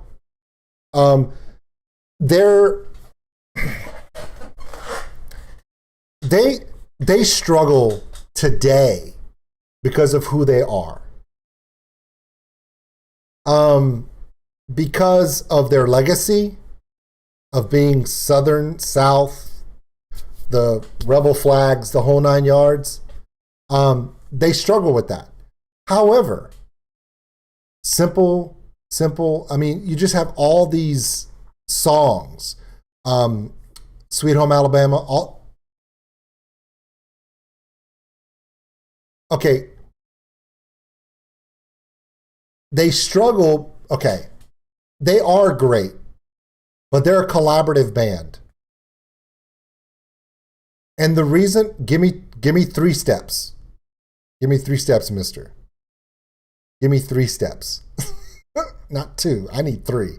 Yeah, they're iconic, but that's why they're any day, anytime, Because just like Aerosmith and Deep Purple and Creedence Clearwater Revival, they are iconic. But they are hem-stitched because of their regionality. Okay? They don't have cross-cultural appeal like a lot of these other artists do. And it does hurt them. Okay, I'm just being objective on that one. Okay, the next 3, 4 are probably going to piss everyone off, but I'm just going to do them really quick. Iron Maiden is any day, anytime. Are they iconic? Yes.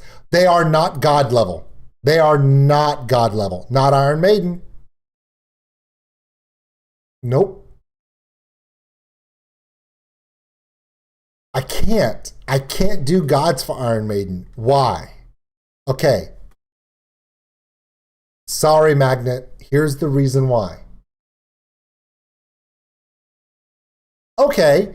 If somebody can convince me why Iron Maiden needs to be legacy, explain it to me, because they are not God level. Other than The Trooper and Run for the Hills, give me one. Okay, so Bruce Dickinson is a god, and okay, so is Ronnie Van Zant. So is Gene Simmons and Paul Stanley. Do I need to go down this list of other people who are amazing in the anytime, any day just for one person? I get Ed Force one. I totally do. Okay. We'll put them in Legacy of Rock because the stage performance is, yeah. I'm not going to argue with Michael on that one. Michael's pretty true about that one. Okay. Legacy of Rock is as high as I'm going with it though. Because Iron Maiden, for all they were, they did get lost in the shift of everything else going on. Okay, Megadeth is going to be anytime, any day. Symphony of Destruction, Holy Wars, come on. Iron Maiden was not on the radio. Neither was Megadeth. But when they did Symphony of Destruction, they were all over the place. Megadeth, I give them this prop right here because of the video that we did, Symphony of Destruction, where they can go anywhere in the world. And although they may not be as commercial, huge, metal fans appreciate Dave Mustaine. They appreciate what Megadeth did in their compilation. It's classic. Okay. Metallica, Legacy of Rock. I'm not going to put them God tier. I'm not. Okay. And the reason why Metallica is not going to be in God tier is because they're Metallica. Do you guys understand what I mean by that? Metallica is Legacy of Rock and Metal because they're Metallica. If Metallica was to do everything up to And Justice for All, that was the pure Metallica. And some of the stuff they've done lately is really, really good. But that Black Album and that Napster shit and Lars coming out and really exposing the money machine that Metallica is really, really hurt them in the realm of their rock legacy.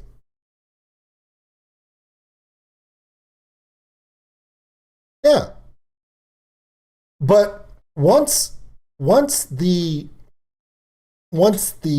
machine, the commercial machine of Metallica became evident and it became kind of out there and everyone knew about it, then you start floating down here where they're like, oh my God, they're radio and label made. But they're not.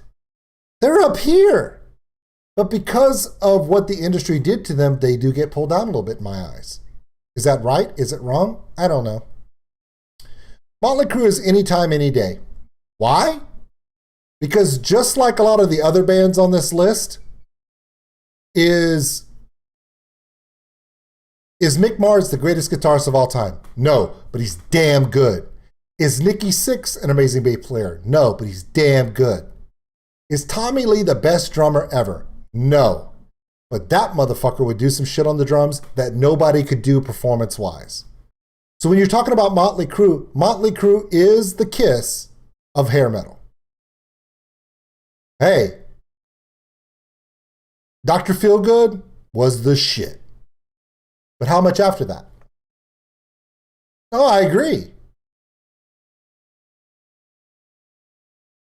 But Motley Crue would reinvent themselves a lot, and it was really cool. They had the staying power. I mean, come on. How many times can you go on Netflix and watch The Dirt? Right? That movie's freaking great, dude. I love it. Thank you very much. Oh, no. No, Andre. Tommy Lee wouldn't just play the drums while spinning around. That's Joey Jordison. Tommy Lee would play the drums while flipping over. So I've seen them do it. I don't hate Metallica for that. No, I don't. That's not what I'm saying. Yeah, they are. Okay, let's move on. Lemmy is God. Sorry, Lemmy is God. Motorhead is probably why, to this day, there are certain bands. Hey, Magnet, thank you so much. Thank you so much. David Hasselhoff, true survivor from, oh my fuck, I hate you, Anthrax, but I love you. Okay. The reason why Motorhead is God tier is not because they have a lot of hits. And it's not because of anything else than this. Did Motorhead ever sell out? Motorhead stayed who they were, no matter what a record label told them. They were always the underdog. They were always grinding it out. And because of that, those who love, well, Lemmy is Motorhead. Motorhead is Lemmy. What did Lemmy Kilmister do outside of Motorhead? Nothing. I don't think he did one single track. He didn't even do a duet with Lita Ford. So, but, okay. Remember, this is my opinions about all this stuff, so it's totally cool. Yeah, it's that awesome sound that, okay, for those of you who love Gojira, for those who love Orbit Culture, I just did a reaction to Orbit Culture. That deep guttural sound that all you guys love right now, Lemmy invented that. Before Lemmy, bass players were just doing rhythms and play, but Lemmy made the bass guitar have that guttural, grinding, reverberated sound like a guitar does. And that's why it works. Hey, Andrew, good luck on your date, buddy. Be a gentleman. He's so not going to be a gentleman. Okay, Blue Oyster Cult. Oh, yeah, I remember them. Don't Fear the Reaper. But Blue Oyster Cult, Don't Fear the Reaper is what everyone remembers. Oh, and Will Ferrell, Cowbell. But, yeah, Hawkwind was cool too. Blue Oyster Cult. Yeah, Blue Oyster Cult, if you go back and listen to Blue Oyster Cult's albums, they are way underrated. However, they never really broke through to where someone could say beyond it. Yes, Death the Reaper, we're talking about them. Okay, here we go. Ozzy Osbourne is Legacy of Rock. Oh my God. Okay, yes, I just did that. I totally did that. And fuck you people if you want to argue with me. Why? Because the conversation is not about you, it's about me. And Ozzy Osbourne is Legacy of Rock. But wait, I will explain to you why later. Not right now. Ozzy Osbourne is Legacy of Rock. When you see what I'm doing, you're going to understand in a few minutes. Ready? I'm going to show you why Ozzy Osbourne is Legacy of Rock, and so is Dio. You ready? Here it comes. Black Sabbath is God tier.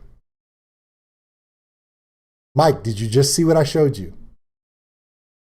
Ozzy Osbourne is legacy of rock, as is Ronnie James, as is Dio. But Black Sabbath is God. Whether it's Ozzy Osbourne as the original, first, groundbreaking metal of all time, Black Sabbath was the first, the originators of heavy metal. Whether it was,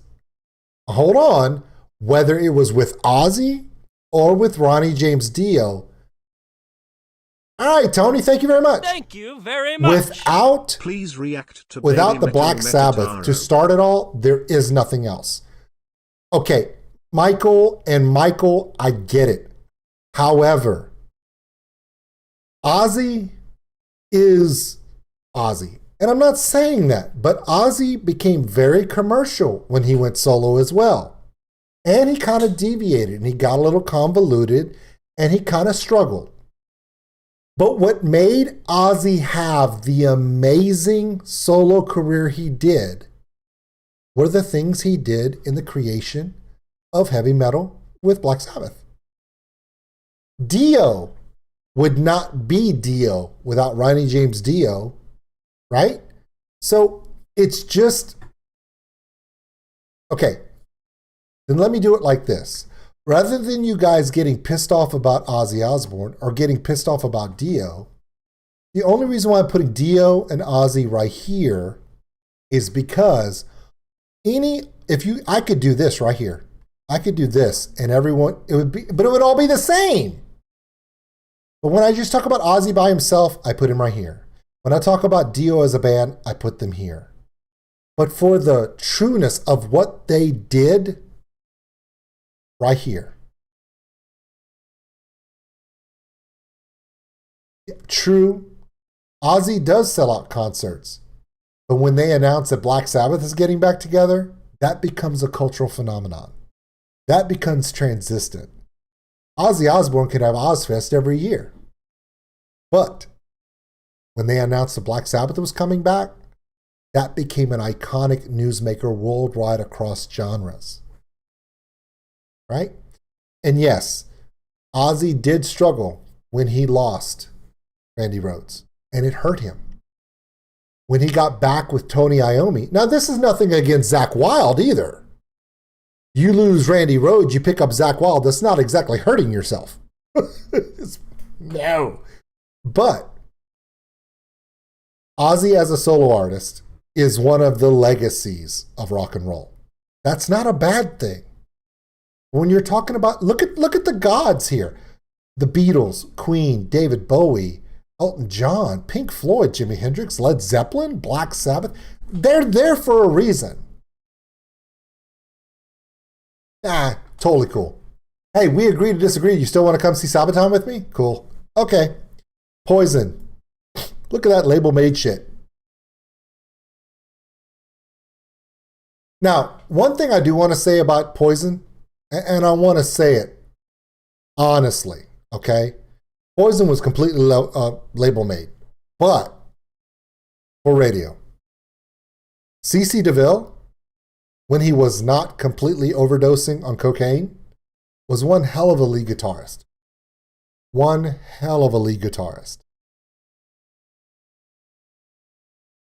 No, if you think Grand Funk Railroad not being on the list is bad, wait till another one is not on the list and you're like, oh my God, they're not. Why the hell are they not on this list? And it's going to piss you off. Okay? Yeah, Poison could be radio. They really could. But, hold on. Poison could be okay for radio. But Every Rose Has Its Thorn was overplayed. It was just pushed too much. Yeah, Bret Michaels is one hell of a frontman. I get that. It's okay. But for me, they're label made. That's just me. Queensryche is okay for radio. I'm sorry, hold on. Oh yeah, I remember Queensryche. Now, why is Queensryche? Oh yeah, I remember them. with Anthrax, Dokken, Exodus, the Allman Brothers. Why? Because Queensryche, when they came out, again, they were one of the bands that did not fit hair metal. While Cinderella and Poison and Bon Jovi were doing their thing, trying to woo the women, what was Queensryche doing? They were doing epic metal, right? Silent Lucidity. Queensryche was doing the epic metal that we all love from bands like Nightwish. Now, right? They were doing exactly. They were storytelling. That's why Queensryche is, oh, I remember them. They're underrated, but they were doing things that we love now. And it hurt them in the radio play, right? And Jeff Tate does have amazing vocal range. Quiet Riot goes to, oh yeah, I remember them. Now, I almost put Quiet Riot at Any Day, Any Time, except Quiet Riot did struggle a little bit. Hey, I just did that. You were about to say, yeah, I caught myself, actually. Quiet Riot is also, oh yeah, I remember them, because some of their songs were very iconic.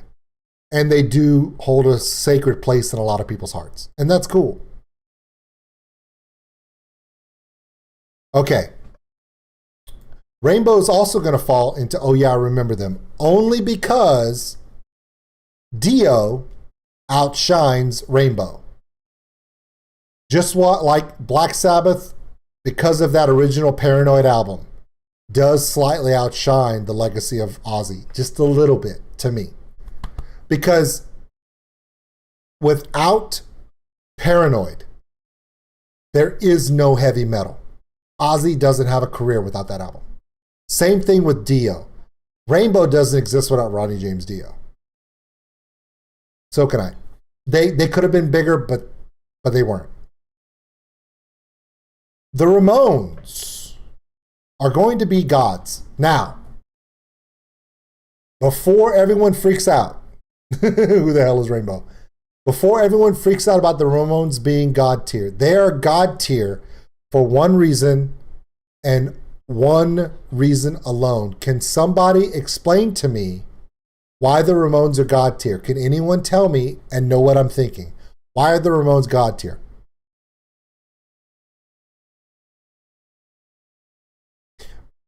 You can agree with me, but why? Why are the Ramones,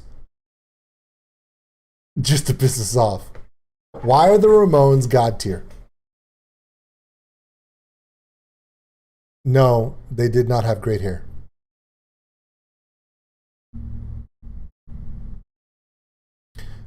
Daniel is correct. For what the Beatles were to the original rock music, what Queen and David Bowie are to performance, what Jimi Hendrix is to guitar players, what Led Zeppelin is to the greatest rock band, what Black Sabbath is to heavy metal, the Ramones are the gods of punk. You cannot be a punk band and not know who the Ramones are. There is no Green Day without the Ramones. There is no Rancid without the Ramones. They are to punk music what any of these other gods of music are to their genres, the Ramones are.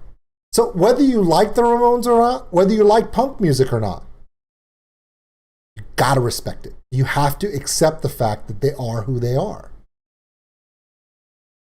I don't want to talk about that. Yeah, there are still young kids that wear Ramones t-shirts today and have no idea why. Rat was okay for radio for me. Now, does that mean that Rat was a bad band? No, Rat was a very good band, but their lead singer's voice pissed me the hell off. Bad. He sounded like a 6-year-old just whining all the fucking time. To me. And that was me, a 12-year-old, 13-year-old me didn't even like the sound of his voice. Rat is awesome. Still is. Totally get that. However, his voice drives me nuts. The original singer's voice of Rat drove me nuts. Could not handle it. There you go. No problem. Anyone want to argue with that one? Anyone at all?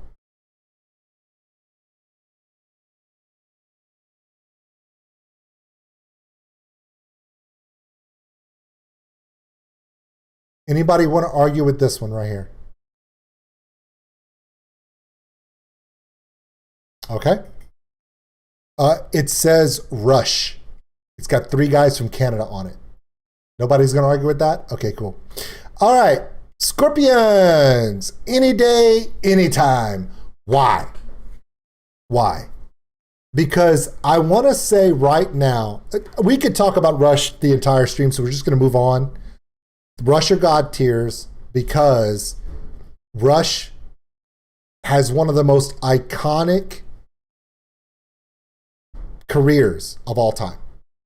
Because not only did they break barriers, not only did they do things differently, but they did something that nobody does now. It's not just 2112, it's everything. Rush did everything. Go on Netflix and watch the documentary for Rush, Beyond the Lighted Stage, and look at all of the people on that documentary saying what Rush meant to them, and realize how many of the people on that video are in this little realm right here, and you're like, oh shit. Okay.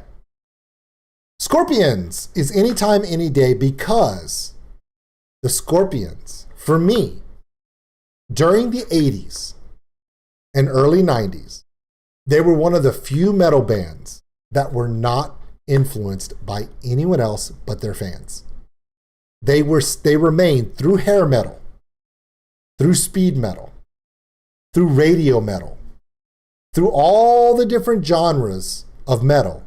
The Scorpions stayed true to their fan base. They never let, I mean, did they have Winds of Change? Did they have, Rock You Like a Hurricane?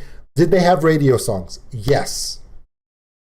But they never wavered, and they stayed true to themselves.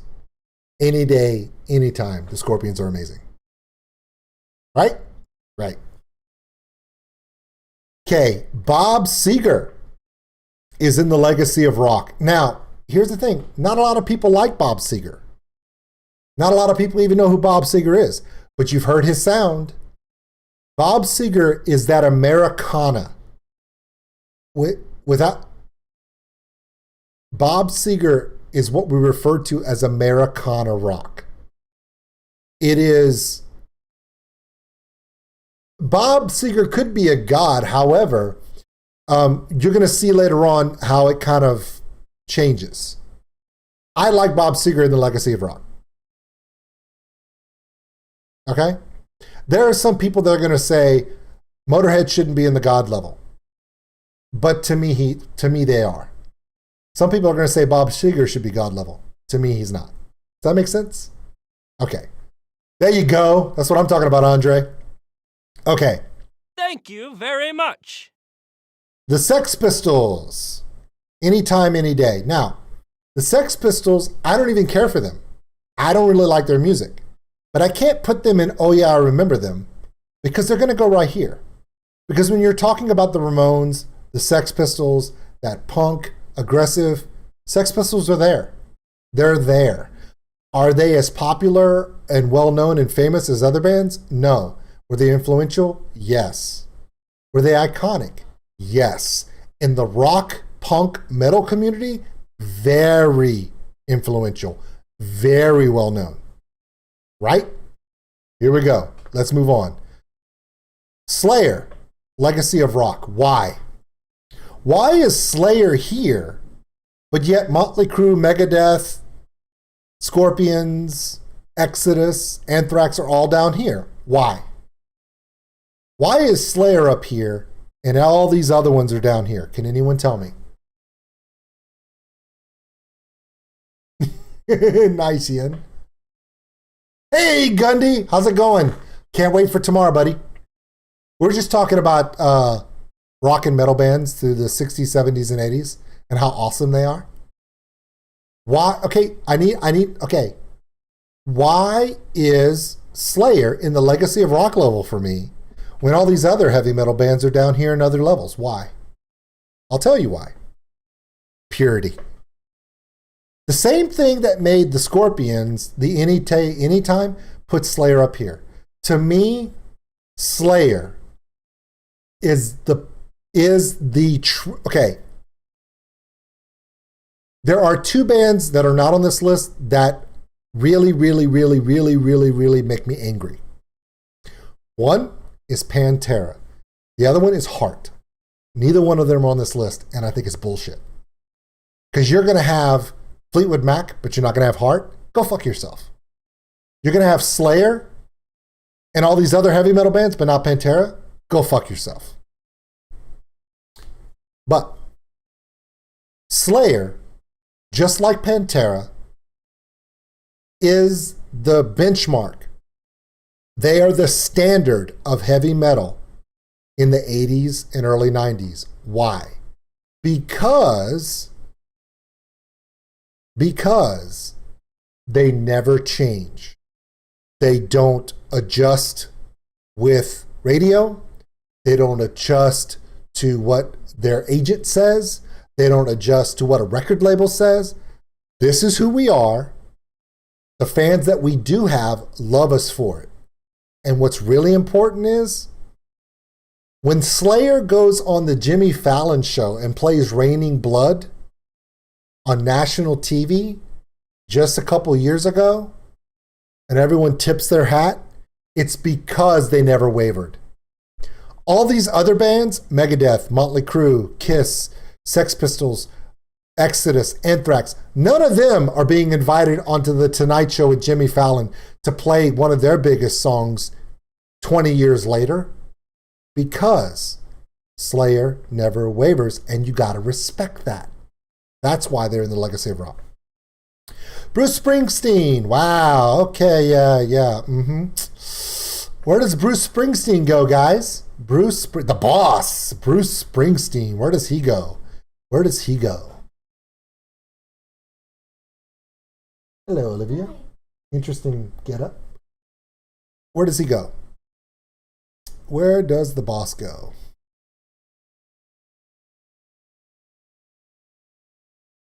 Oh yeah, there's some people that are going to be pissed because you know it's not going to be great.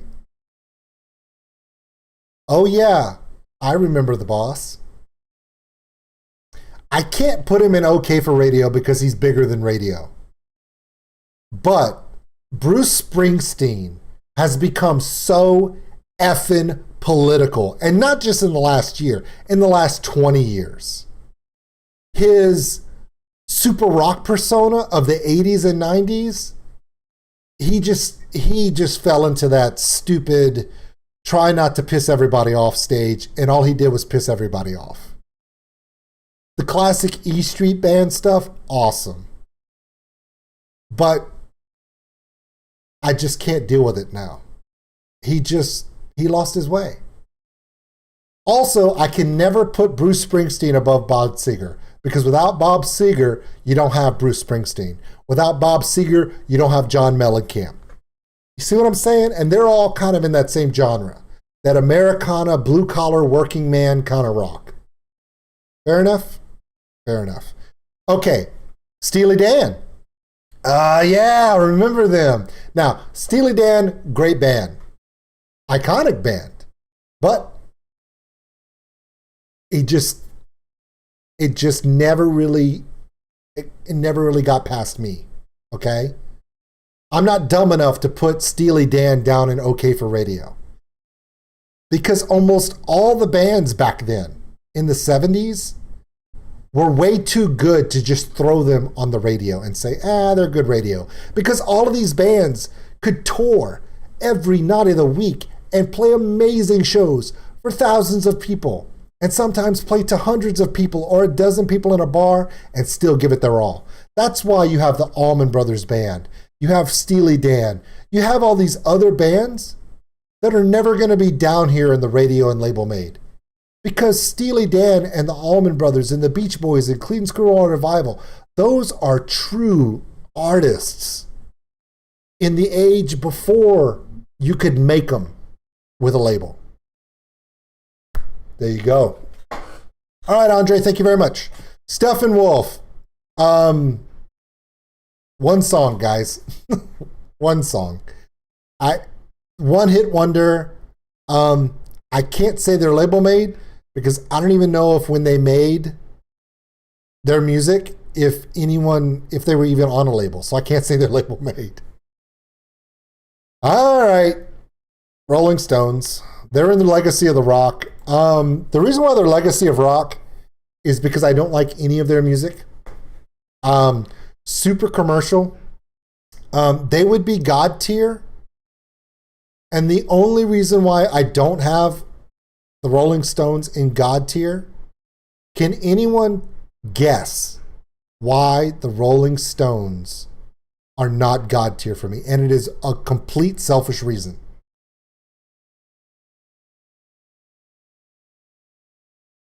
All right, Goodman, I'll take a look. The Strolling Bones. Okay. Andre's close, but can anybody tell me why? There you go. Okay. The Rolling Stones did not sell out. They sold themselves out. Can anybody even look up on Google how many times the Rolling Stones retired? We promise this is the last tour we're ever going to do. We're not going to tour anymore. We're retiring after this one. Please spend $200 a ticket. 100,000 people show up. They make $20 million. And then they come back in 2 years and go, okay, this time is our retirement concert. You don't want to miss out. We'll never tour again. Here's $300 a ticket. 100,000 people show up in a racetrack somewhere. 2 years after that, one more time, right?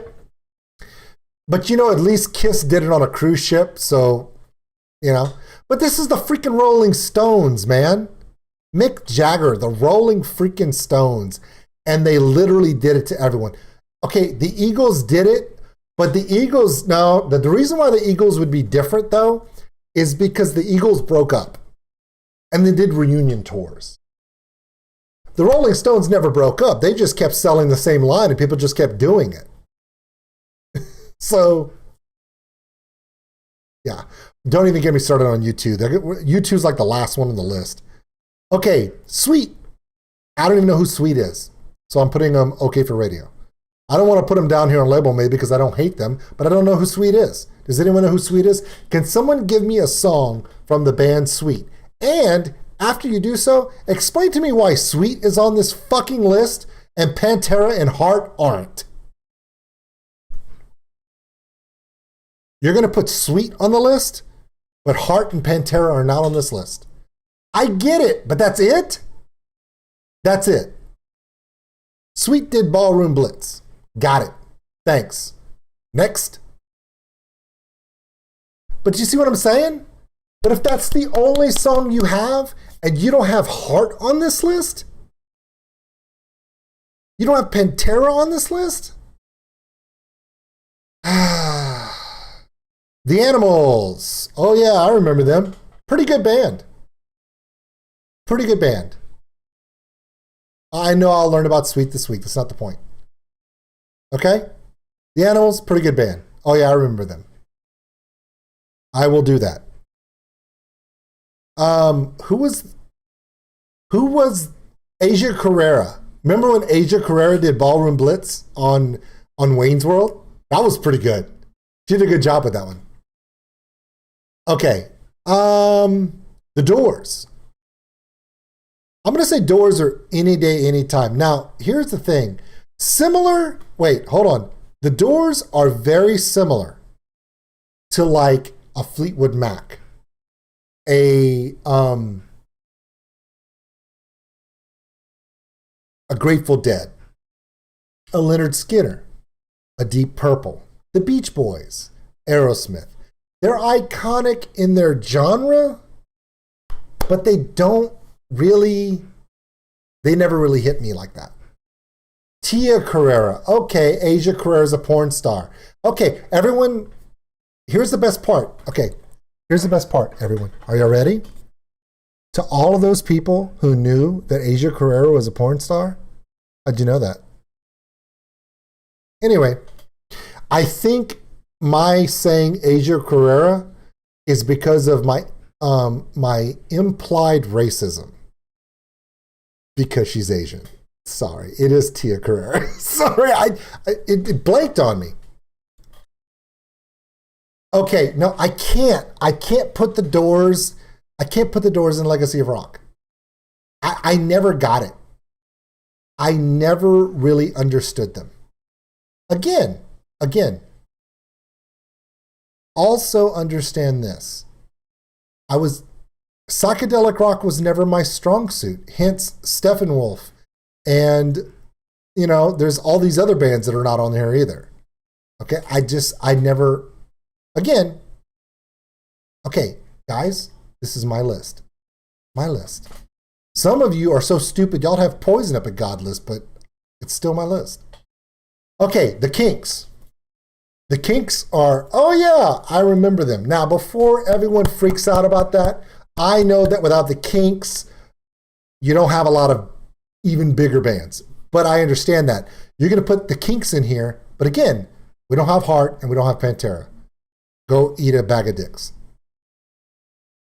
The Monkees, literally label made. And I'm not kidding. The Monkees were not even a band. They were literally made for a TV show. And they became a band because of a TV show. So I grew up listening to the Monkees. I enjoyed the Monkees. I thought they were cool. Last Train to Clarksville. I'm a Believer. Great stuff, but completely prefabricated. The Monkees are literally the twilight of music. Books written to make movies. Okay, there we go. True. The Police, Legacy of Rock. Okay, the Police were just fucking awesome. You want to know how you know the Police were awesome? The Police, at the time that Rush was making Permanent Waves, Moving Pictures, and Spirit of Radio, Neil Peart's favorite band was the Police. That should tell you right there. When Neil Peart is being influenced by the Police need to be on the list. Police were great. Good stuff. Good stuff. The Who. Okay, The Who is going to be in the Legacy of Rock with the Rolling Stones and everyone else. The Who did break a lot of barriers. But The Who was part of that larger British invasion. So I'm not going to say, I can't put them at the top up here because then that makes it sound like they were the emphasis of that British invasion, and they weren't. They were just one of the groups that was in it with the Rolling Stones, etc. Okay, if this was a who can have sex the longest, yeah, we're going to put the Police in the God level for Sting, but that's not what we're doing, okay? Okay. Thin Lizzy is Legacy of Rock. I would love to put Thin Lizzy as God level, but unfortunately they didn't last long enough to do it. But the boys are back in town. Everything about Thin Lizzy, I love.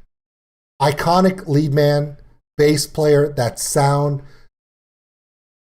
Thin Lizzy, the lead singer of Thin Lizzy, is, to me, one of the most iconic voices of rock and roll because no one's like him.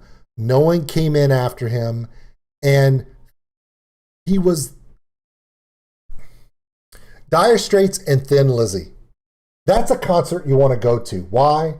Because Dire Straits and Thin Lizzy have probably the two most smooth lead singers in the world. I mean, just the smoothness, the cool, collected, just, you can't. Yeah, Thin Lizzy was, yeah, I really think Thin Lizzy, if they had lasted longer without, it's like, Jimi Hendrix is God tier, but the impact he made in his short time, that could have been Thin Lizzy if they had just continued a little longer. You know who else you don't see on here? You don't see Janis Joplin. Who the fuck made this list? Okay. Twisted Sister. Twisted Sister is going to be in the legacy of rock. Why? Why? Why is Twisted Sister in the legacy of rock? Why aren't they down here with, oh yeah, I remember them? With all the other... Why is Twisted Sister here, but not down here? Can somebody tell me? Right? You know, well, other than Fleetwood Mac, I don't see any either, and it sucks. Where's Pat Benatar? Where's Joan Jett and the Blackhearts? Where's Bad Company? Who the hell made this list? Seriously.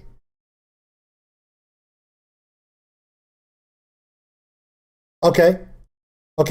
Twisted Sister. Twisted Sister, for those who are wrestling fans, Twisted Sister is the Stone Cold Steve Austin of rock. Damn the man, save the empire.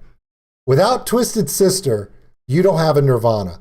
Without Twisted Sister, you don't have a Marilyn Manson. Without Twisted Sister, you don't have any of the modern rock that we love where boundaries are pushed. Because of Twisted Sister and Dee Snider going up and saying, you know what, Alice Cooper's a friend of mine and he deserves to be able to do his art. Without Twisted Sister, you wouldn't have a YouTube.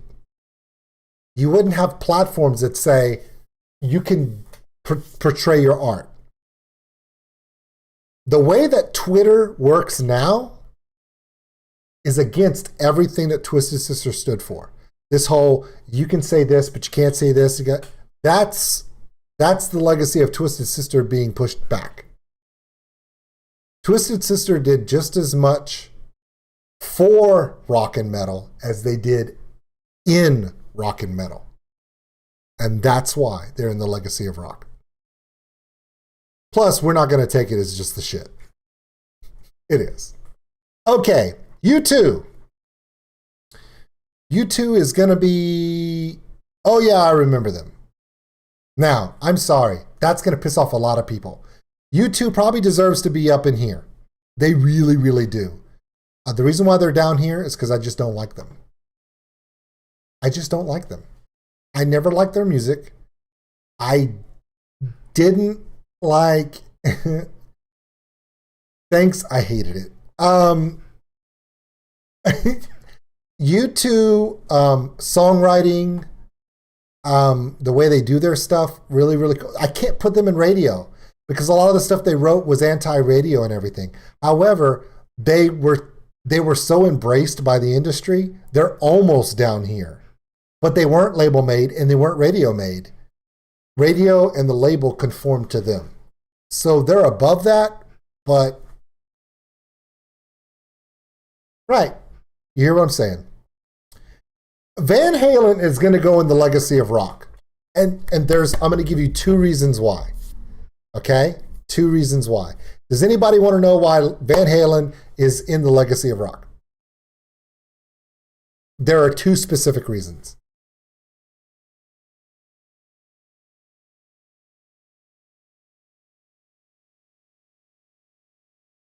Okay, Van Halen, it was my first concert. It was my first metal concert, period.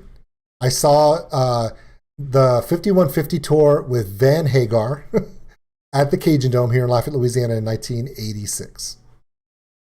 Okay, the reason why Van Halen is a legacy of rock is because of Eddie Van Halen.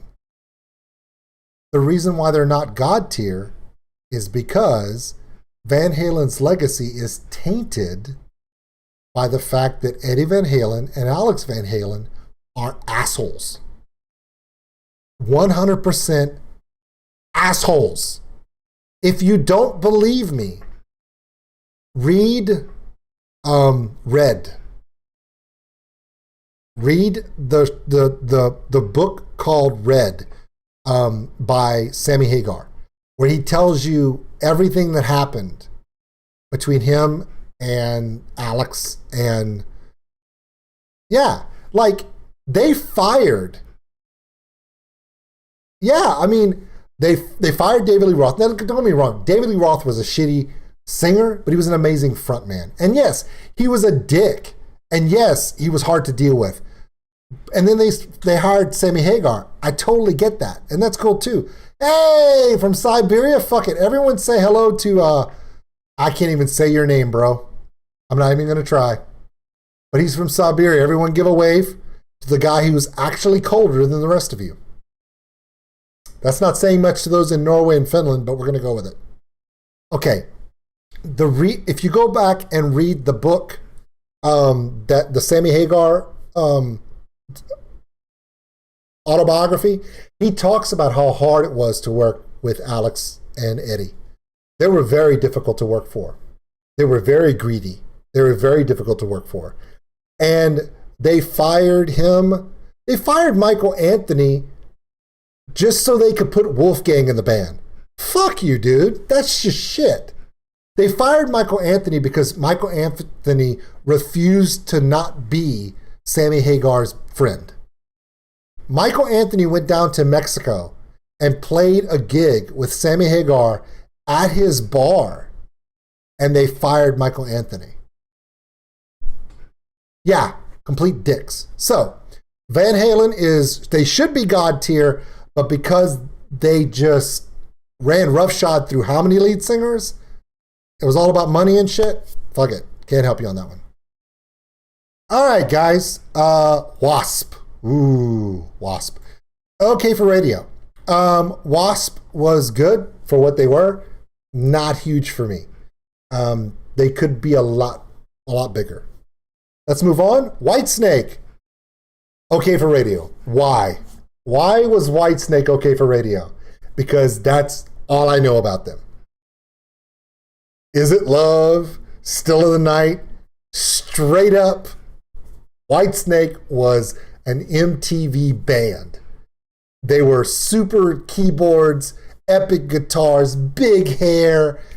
Whitesnake was all about MTV videos. With, what's her name? Catan? What was her last name? What was her first name? Corey or something? Corey Catan, or somebody's going to remember her name. But all of their videos were about putting his model wife out there, you know, and just clickbait. That's all it was. Whitesnake was clickbait before the internet was invented, right? There you go. Okay.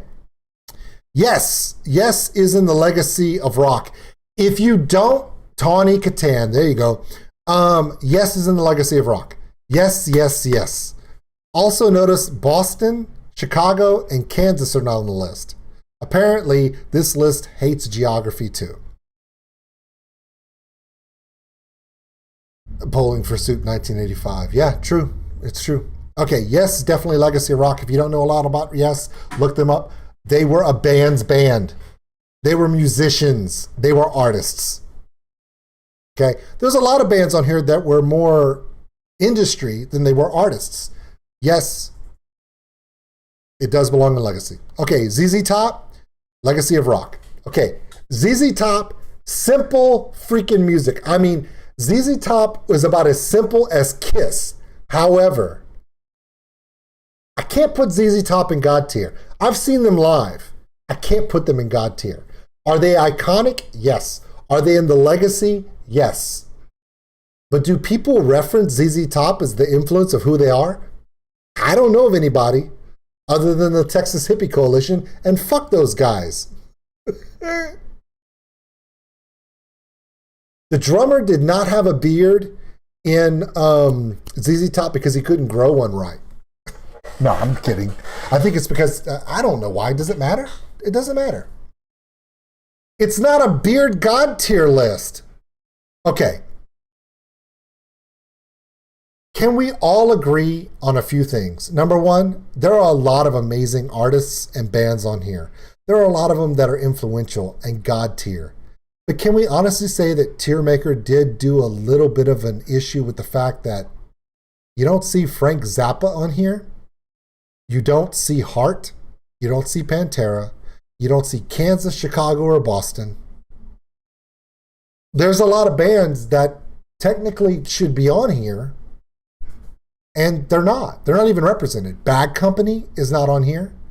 So there are bands that should at least be recognized on this list that are not. Let's go through them real quick. And if you want to put them on the list in the chat, please do so I can make sure that we mention them. Bad Company. If Bad Company, they'd be any day, anytime. They were iconic. Heart, God tier.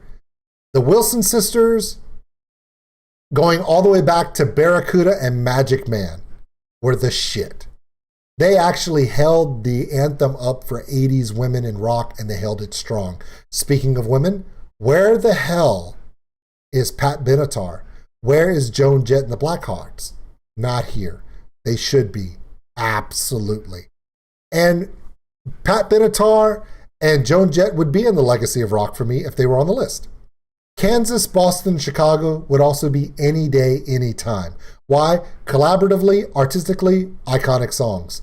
Are they the legacy? Not sure. We'd have to kind of look at it. I actually saw Nancy Wilson just 3 years ago and live, and she's amazing. Janis Joplin's not on the list. She would be God tier. The Pretenders would be here. Grace Slick would be on there. Grand Funk Railroad. Oh my God. Mountain. Nirvana's not on there. And I can tell you, I just don't think I give a shit. The list does stop in the 80s, which probably explains why Pantera's not on there. That's true. Probably so. Jefferson Airplane. Absolutely. See, there are so many bands that could be on this list, and they're not. Iggy Pop. Thank you. Mamas and the Papas. California Dreamin'. If the Beach Boys are on there, why are the Mamas and the Papas not on there? Good call, Michael Alvarado. So here's the Misfits. Okay, so we're going. So are there a lot of great bands on here? Yes. Are a lot of the gods of rock and metal listed? Yes. Are we missing a few? Yeah, we are. The best part about music is it spreads across REO Speedwagon. Alice in Chains is 90s more than anything else. They're a little bit later than this list. The Cars, holy crap, right? Okay, so Chuck Berry's not on there, and he's not going to be because it's Chuck Berry's a little earlier than this. Neither is Elvis. So there you go. Okay, so when we're talking about rock, metal, and music and influences and those who are legacy gods and the levels we put them on here, there are a lot that were missed. There are a lot that are listed. And let's remember, when it comes to my channel and all of you that are here, the beauty of music, whether it's this list or even the stuff on my channel, if you notice, all of you are the ones who are asking for these requests on my channel. And they come from all across the world, all across the genre spectrum. Like right now, the guy from Siberia is asking for Slaughter to Prevail Demolisher, not realizing, holy shit, I did that one a month ago. Look it up on my channel. Just type in Demolisher. You'll see it in my channel, buddy. So do you understand what I'm saying? Like, whether it be all female bands from Japan, classic rock, epic storytelling metal from Europe, Aboriginal metal, native cultural metal from India, Cuban from Mongolia, New Zealand. Music is the thing that binds us all together. Because all of us in this chat room, all of you seeing this video, if you're watching this stream back as a video, you'll agree with me that wherever my list is on this list may not agree with you, but the best part about it is all of these bands here, and so many that are not listed, hit us right here. Joe Cocker, oh my God, right? They hit us right here and they let us expand out, right? Hey, Gary Wheeler, Neck Hanuna, and Zamakas, from all three of those people you just asked for, they're all in my channel. Seriously, Lizzie Hale and Amy Lee singing Break In is on my channel. Type in Amy Lee. It'll pop up for you, okay? Yeah, Within Temptation. I've done 2 reactions to Within Temptation. Demolisher, it's in my channel. Effin' Wheeler's here, that's right. Gary Wheeler's here. Oh, God. Here's my favorite part. Gary donated, for those who don't know what effing Wheeler is, Gary Wheeler in a past stream did a super chat. Huge, ridiculous amount of money. Way too much money. I thought he was crazy when he did it. Super happy. It was amazing, and I was so blessed by it. But he did this super chat, donated a bunch of money, and then forgot to type anything in. So anytime you do a super chat and you don't type anything in, we say it's an effing Wheeler. Okay. Okay, let's move on. Okay, so that's it for this. This is the tier list. If you don't like my tier list, make your own. Go to tiermaker.com, best rock and metal bands from the 60s to the 80s. Fill yours in, save, download, and send it to me. Send it to me on Instagram, Facebook. That's where you're going to find me. Send me your list, and who knows, I may actually go through your list on a future video and talk about how stupid you are. Or how much better at this that you are than me. You never know. Actually, technically, all of you are better than any of this than me. All right, guys. Anybody know what time it is? I was going to tell you what time it is. All right, real quick. We're going to play a game. Okay? We're going to play 2 rounds of Murder Mystery Party with all of you. And then we're going to have to cut the stream because we've already gone 2.5 hours. And I didn't even realize how long this went. It was so fast. And you guys blow me away. I love you guys so much. Okay, if you don't know how to play, you need the stream and you need this. Oh, also, for those who are wondering, I am working on my own theme music. It's being worked on, by the way.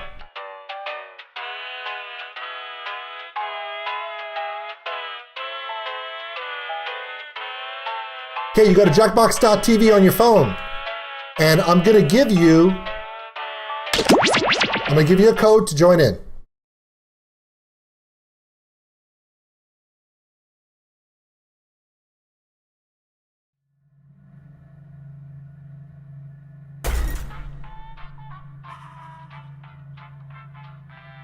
Nobody was paying attention.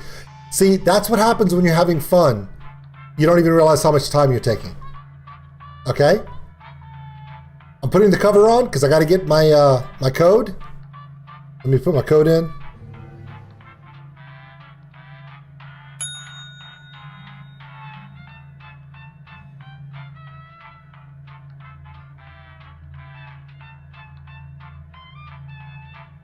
All right.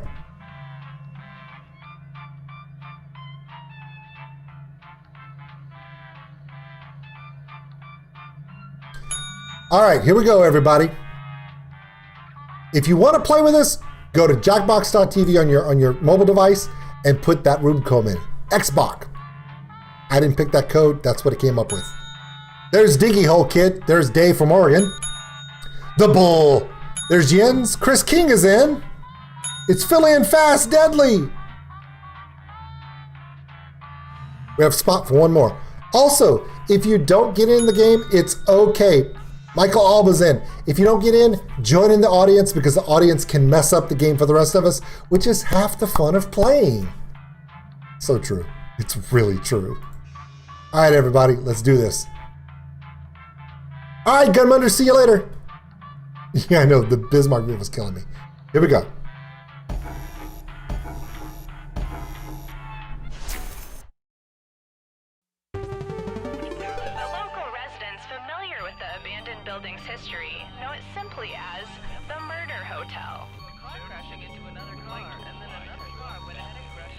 Hotel was run by a mysterious family for several generations until close. In unrelated news, the Trivia Murder Party killer is still on the loose. Mike Alvarado, Chris King, and Deadly. Up next, I'm being held against my will. Here we go. This is your wake-up call. Prepare to die. Welcome to Trivia Murder Party. Your free spa weekend was a lie, luring you into this deadly trivia game. Only one of you will survive. It's all pretty standard family vacation stuff. Okay, first question. Which Cartoon Network show featuring the Crystal Gems was created by Rebecca Sugar? Use your device to answer the question. That goes for the audience, too.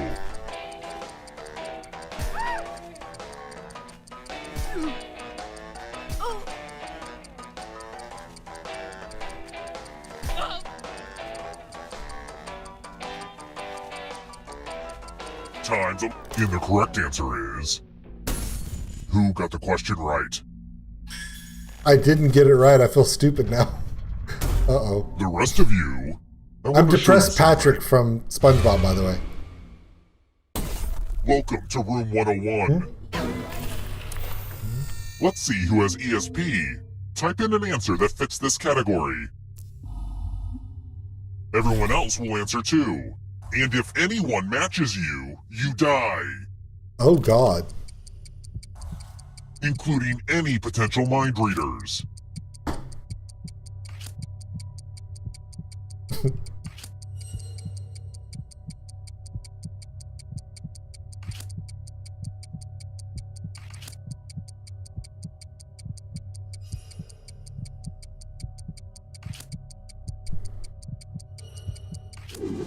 Diggy Hole Kid's like, what's V8? Matches.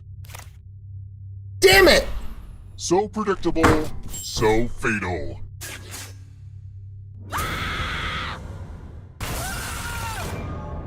I thought celery would be the one that nobody would pick, and I thought everyone would pick tomato, but... Damn, Chelsea. We're not done with you yet. You're a ghost now. Keep playing and you just might steal someone else's life force and win the game. Let's do this. Oh, by the way, the audience is a player now and can win the whole frickin' game. Nice. Hot tip, you can join the audience at any time.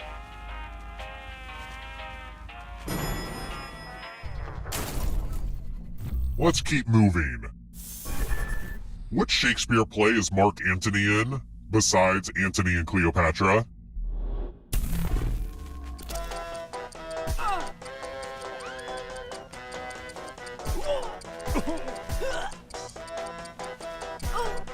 Oh, the room code is XBOK. XBOK. Who picked this? Diggy hole. One of you is still alive. Time for consequences. Yay, consequences. Consequences are so fun. Welcome to room 227. Okay, this one is more of an experience. It's a complimentary family nightmare in a box. Pick a box and keep what's inside. The water damage is part of the charm. Oh cool, it's the cursed mirror that belonged to my old Auntie Vale. Fair warning, you're possessed by a ghost now. If they answer faster than you, they'll block out that answer choice for you. Oh no! Oh, I hate this place. It's so creepy. Oh my God, that's worse than Dad's hat.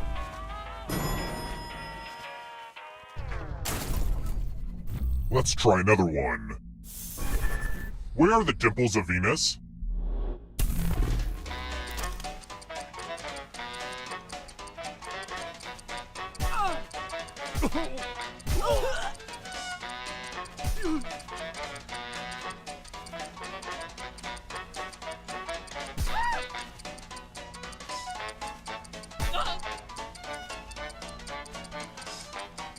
Who picked this?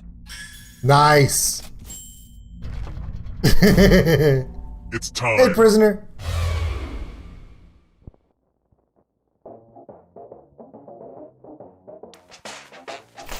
Screw it. Let's play a game of Quiplash. Even my mom likes it, and she's been dead for years. The game will send a funny writing prompt to your devices. Type in the funniest answer you can think of and hit send.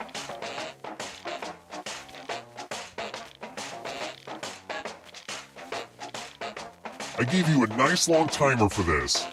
That's more for me, though. I have some bony knives that need sharpening.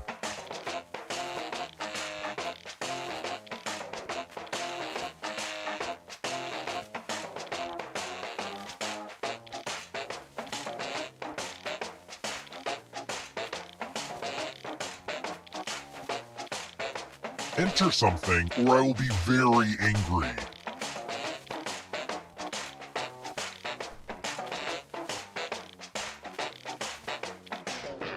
Okay, let's see what gags and goofs you guys came up with. How to be a hotshot farmer. Trying to ruin my fun party vibe, huh? Boring. A haunting doesn't end that easily. The mirror curse transfers to you.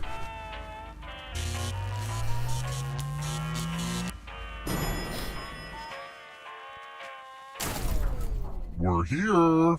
When one player is left alive, we'll go to the final round. Next question.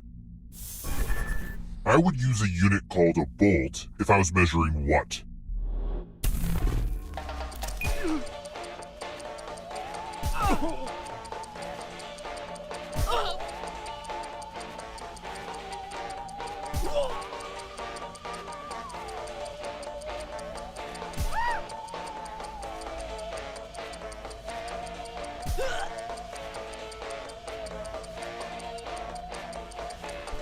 Who picked this? Only a ghost got it wrong. Aw, crap. Let's keep moving. What is a Romanian longhorn?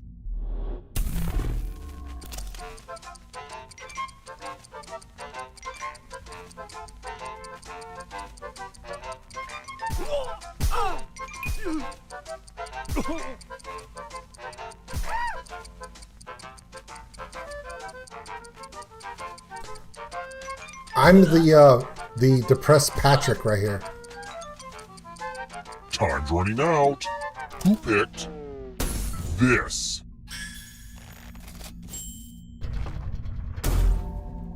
Come with me. I hope you're good with instructions. Follow as many rules as you can before time runs out. Everyone else is playing too. Yay! If any of them correctly follow more rules than you, I will kill you. And it's already begun. The rules are on your device now.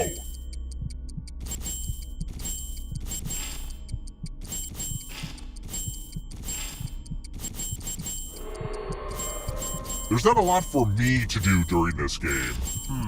Well, I guess I'll update my LinkedIn account. Rule time is coming to an end.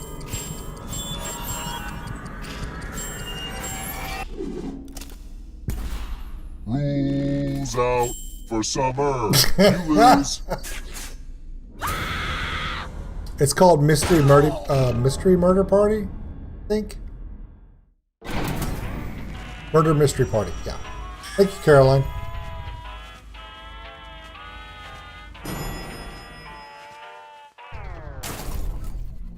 Let's try another one. How Trivia long Murder was World Party, War I'm II? wrong.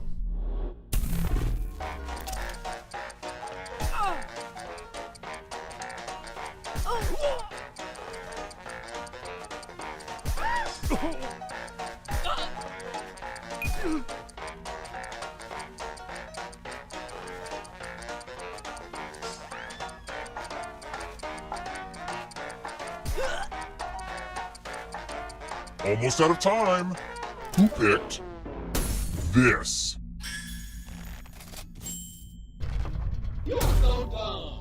Follow me. Where do they stop it? This one lets you protect yourself with the password. Enter a real 4-letter word with your device.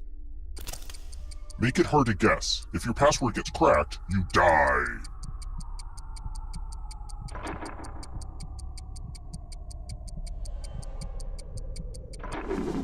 Now everyone else will try to crack the passwords. As a team, guess either password on your device. You get a clue if your guess has a letter in the right spot. I'll reward you all for every password you correctly guess in time.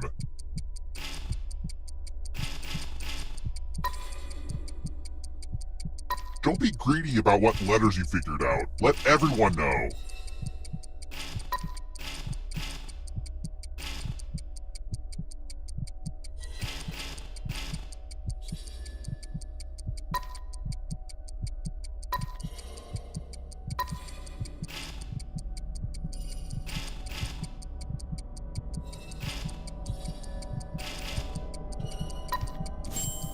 Time's almost up.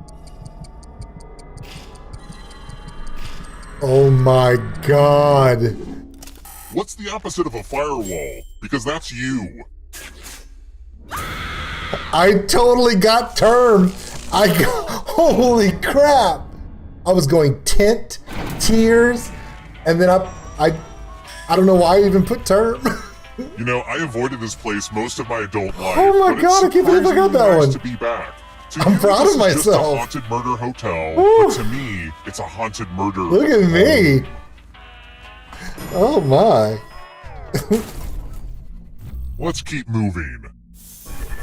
Where do Archie, Jughead, Betty, and Veronica hang out?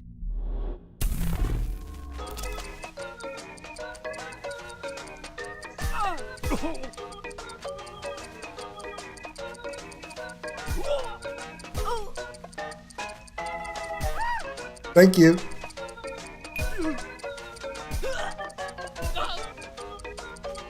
Pardon my French, but you're an asshole. Who picked this?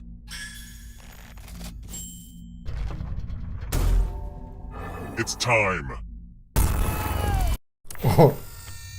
Nice. Yes, tattoos. Give me a new tattoo by drawing on your device. Ow. Oh. Ooh. Ooh. Ooh. Ooh. Oh. Oh.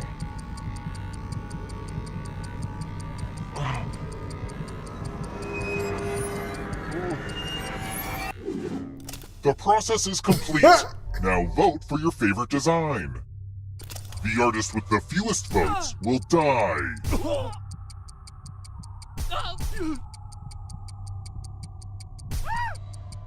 I want to thank Yin and Michael Vote for already. being the first two people to ever play this What did game we and not decide? draw a penis on that dude's back. Thank you. Yep, I'll have to laser this off. I knew this was a bad idea for a minigame.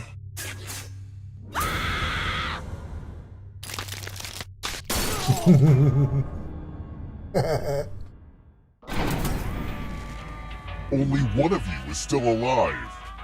Look, Michael never playing this game before and he's in the lead. What the hell? Chelsea's gonna catch you and beat your ass, dude. I You've promise made you it so that. far, but can you escape? Watch out, bro. I'm going to Chelsea, give you a this is where Chelsea comes in and kills everybody. Poems that rhyme. Tap each answer that fits the category Because and then he's press because submit. he's alive, he's technically in the lead right now. You have more money, but which means you're right behind him. Let's see the right answers. You advance one space for every correct answer.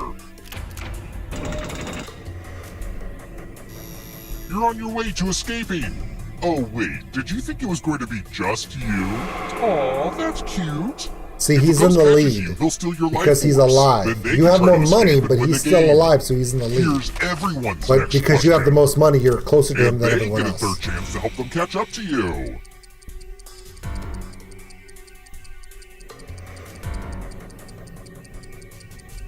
Time is almost up.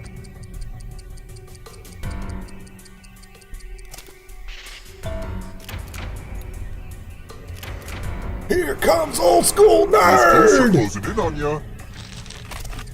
Marine mammals.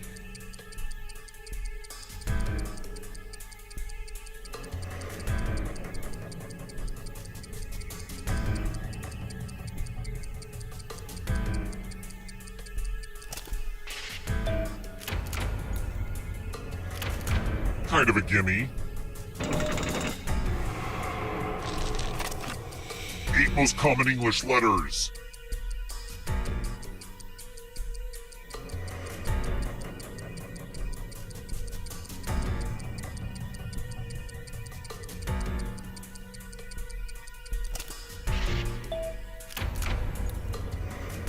Wow, I got none of those right? Don't Jesus. steal your life force.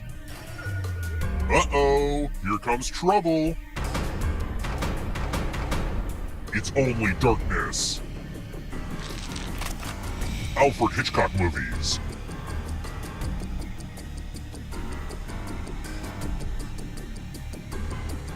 I told you, Michael, Time she's is really almost good up. at this part.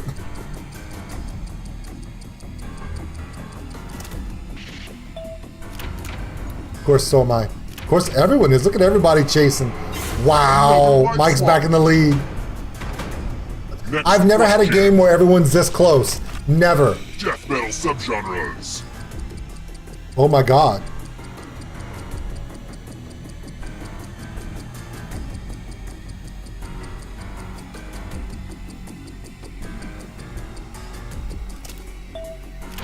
Oh my God.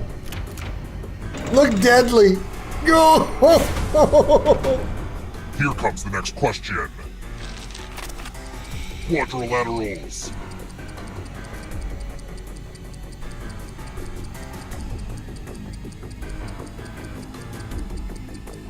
I got this one wrong too.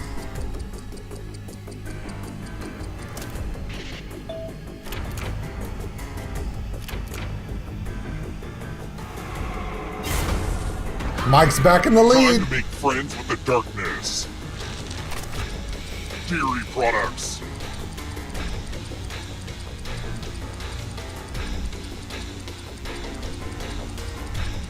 Time is almost up.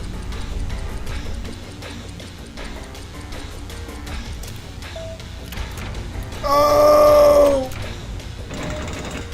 This is the closest game ever. This is the closest ever. Moving on. High in protein.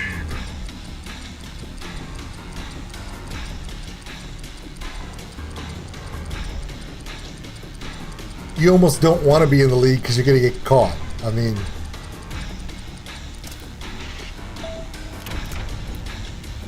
wow. Oh my God. Movies about time travel.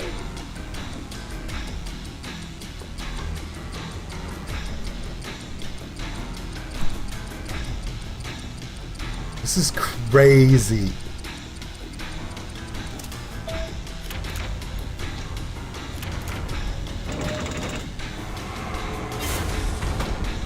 This is so Not close. so fast, audience. If you want to break through that barrier, you'll need more than 75% on this question. And if you're still alive and want to break through, you have to get all 3 answer choices right.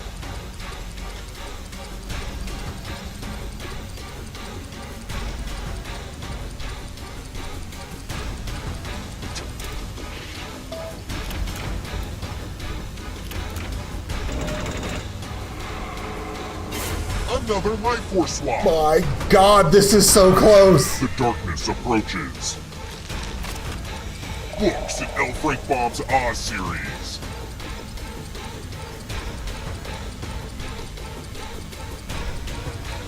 Time This is almost it. up. If Chelsea gets this right or the audience gets it right, they could win. Oh! You have to get all the right answers to escape.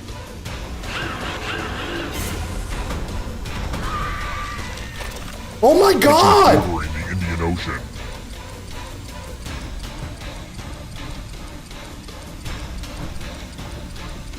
The darkness caught us all. Oh my God, it's me in the audience? I've never had the audience win. Oh my God, did we all die?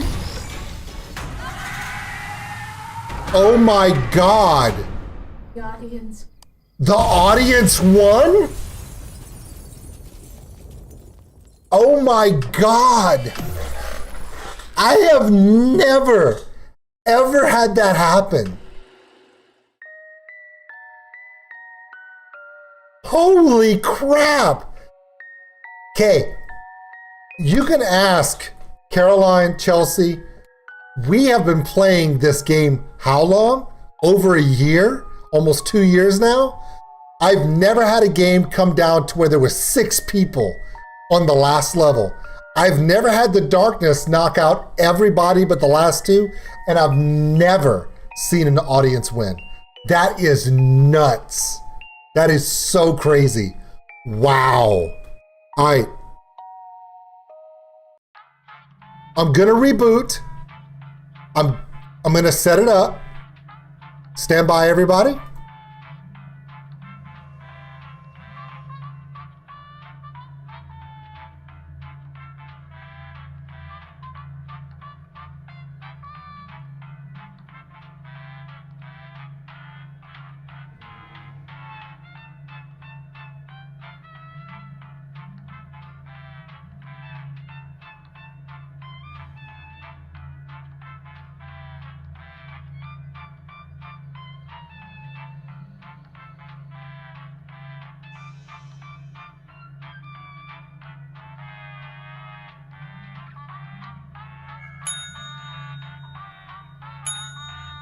All right, everybody. Just to let you guys know, I'm not playing this round. I want to watch all of you go toe-to-toe. I'm going to join the audience. Come on, guys, join in. Caroline is the VIP. Caroline, please wait till everyone logs in. Fat Grunt has to be Michael Alvarado. I'm just calling that out, just saying. I'm joining the audience. Okay.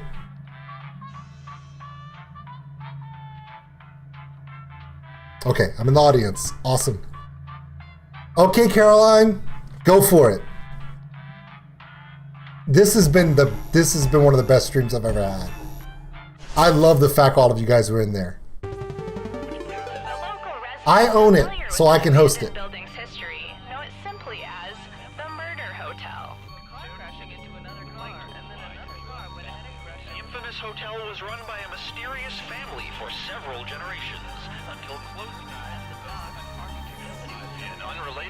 It was great for the audience. Of course it was great for the audience. They won.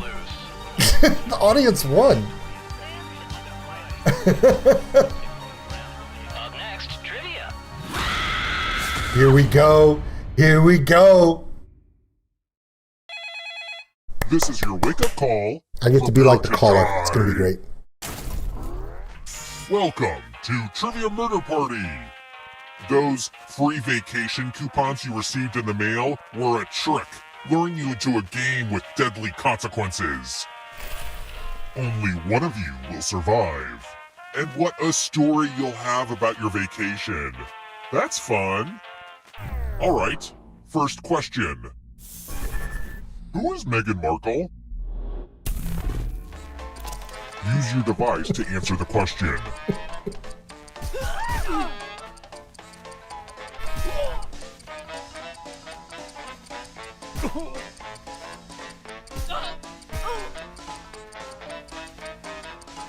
By the way, all of these answers are now wrong. She's no longer any of those. She's no longer HRH. Who got the question right? She's still the Duchess, but she's no longer HRH. They gave that up. The rest of you, time for consequences. Nice. Welcome to the killing room. Pegs! Pegs! Drop down this board and try to avoid the death zones. Someone needs to pick which slots are death zones. Go ahead, everyone else. Choose a slot to make it no bueno.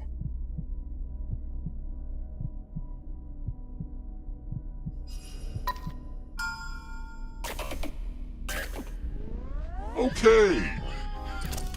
Let the games begin. Pick a spot to drop from.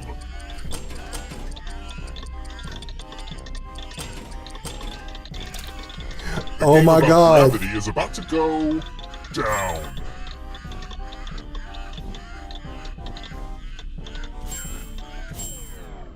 They don't call them death zones for nothing. Oh no! And death.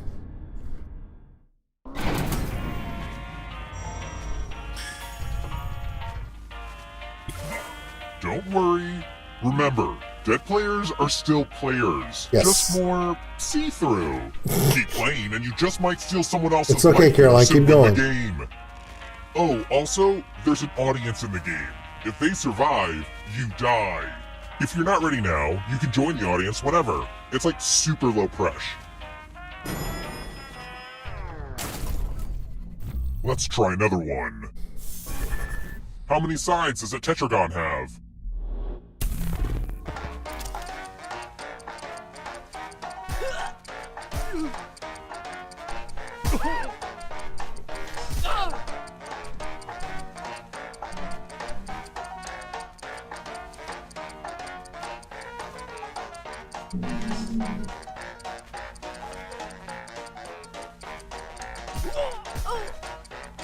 Time's almost up. Who picked this? Nice. The rest of you who are still alive, We normally call it a come square. with me. A tetra means 4. Welcome to room 237. Let's play with dice.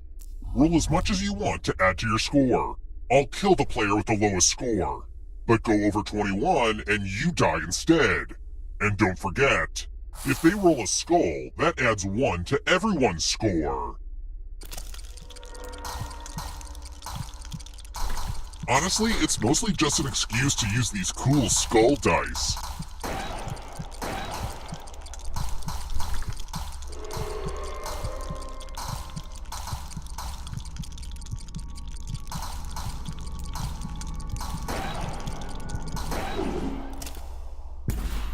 You busted. Explosions Wow. really are the best outcome for this game. That was great.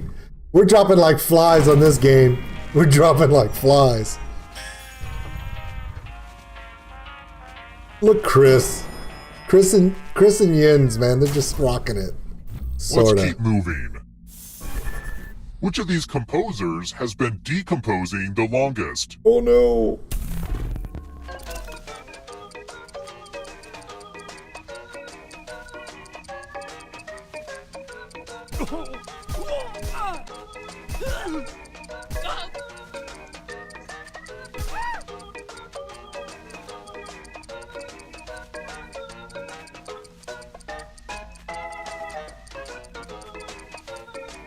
Time's running out.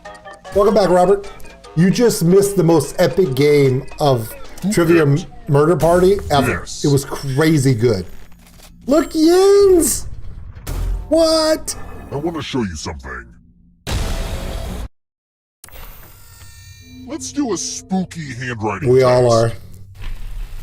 The ghost of my Aunt Mildred loves to write words on mirrors. She has her own consistent handwriting. Now, Aunt Mildred is going to write a different word, but so will all the safe players. Draw a word on the mirror to camouflage Aunt Mildred's. Let the drawing begin. Pay attention to the words as they appear and try to spot my auntie.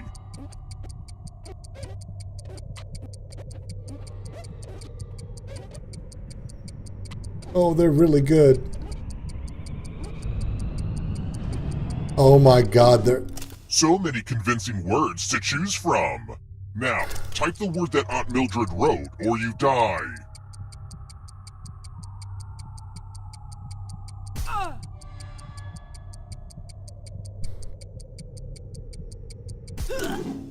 Would the real Aunt Mildred please stand up?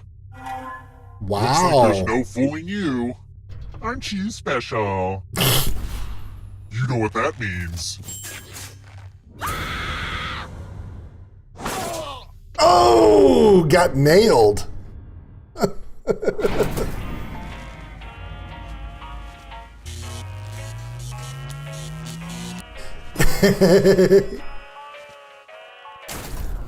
We're here. When one player is left alive, we'll go to the final round. Next question. Who Who invented the first electronic computing machine in 1822?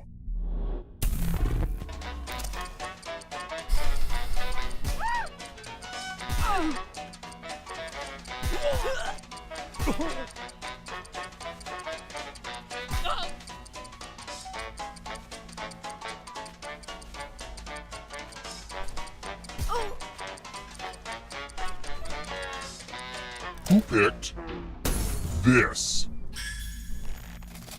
I did. Only a ghost got it wrong. Welp, didn't want that to happen. Let's try another one. Which Hostess snack has a swirl of cream inside?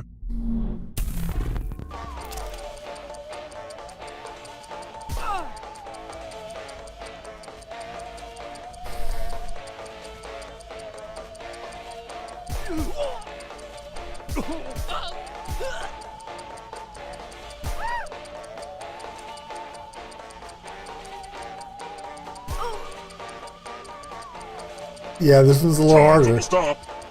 Who picked this? Wow. Here we go. It's time.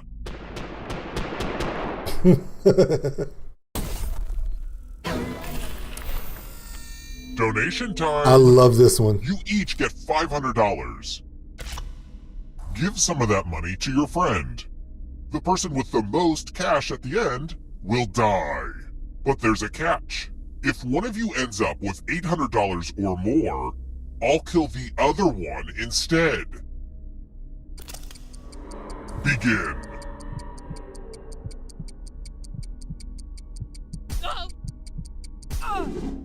Let's see where all the money went. Uh-oh. Uh-oh. Well, that's a What? lot of money. Too much, really, so you're safe. But an overambitious investor, on the other hand... Damn, Chris.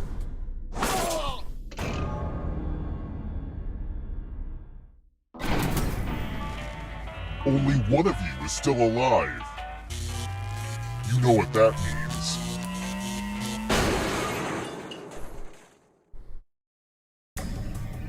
Congrats on making it here alive. But can you escape? I'm going to give you a category. By the way, the audience has more money than Animals anybody statistically other likely to than outlive a Jens. moose. So watch how far up Tap the each audience answer that is. fits the category and then press submit. Let's see the right answers. You move forward one space for each correct answer. You're a little bit closer to escaping. Oh wait, did you think it was going to be just you? Aw, that's cute. If a ghost catches up with you, they will steal your life force. Then they can escape and win the game. Here's everyone's next question. And they get a third chance to help them catch up to you.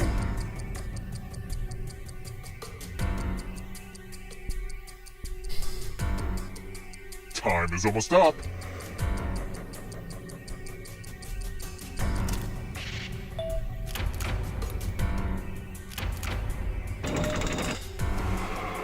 Next question.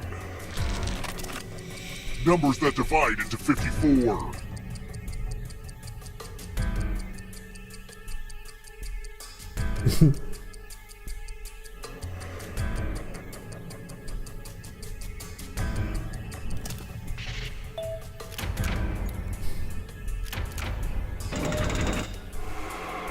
The ghosts are catching up.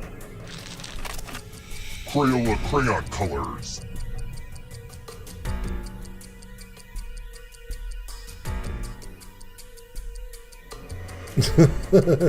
It's awesome.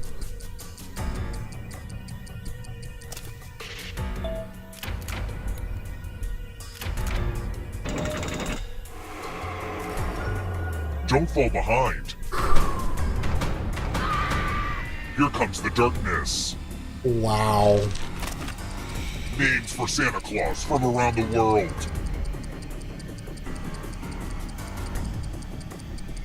I know one of them, but I don't know about the other Time is one. almost up. I know one of them. Yeah. Uh-oh, Chris Still is back some in the yummy life game. force.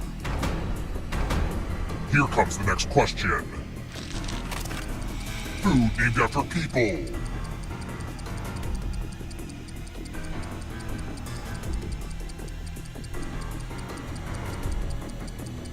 Yes, Gustav, you can talk now.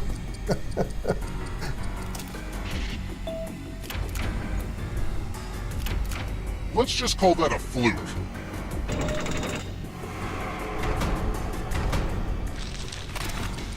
Melissa McCarthy movies.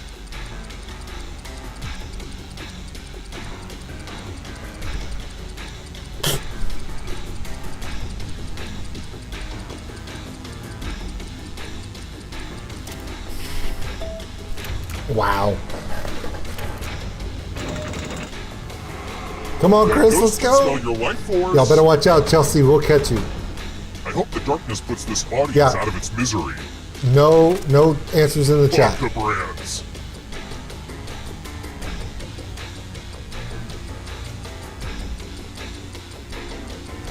Time is almost up.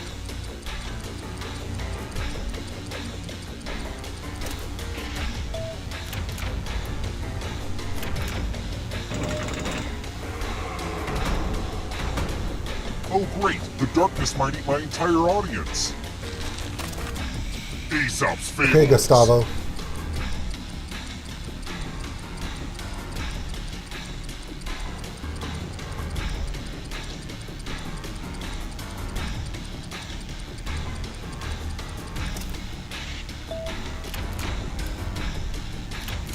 A lot of lucky guesses. Oh, audience is gone. You gotta Audience go. will not be This will slow you repeating down. for You need a championship perfect there. answer for your final escape. And that includes the third answer choice now too. Chris, you better get this one right because I'm almost positive Chelsea will.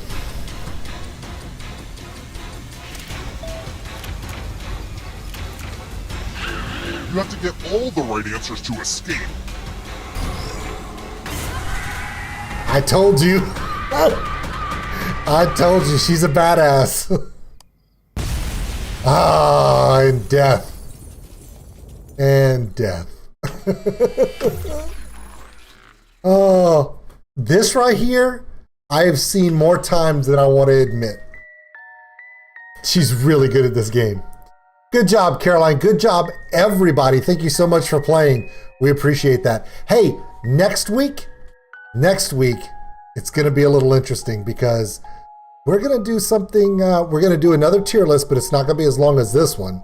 And we're going to play a lot more of these games together. Why? Because we have fun doing it, and I enjoy playing these games with you. Tomorrow night, Dungeons and Dragons. Will the gnome be pushed into another dumbwaiter? Will the elephant get his ass kicked by a dustpan? We don't know, but all we do know is that lizard guy, pretty awesome. We start tomorrow night, 6 p.m. Central Standard Time, US, which, God, I think is like midnight on the Central Europe time, maybe, I think. Not sure. But we'll see you tomorrow for the Dungeons and Dragons stream. We will be posting it on the channel so you guys can find it. My name is Old School Nerd. And, well, I love you guys. We'll see you guys later. Peace.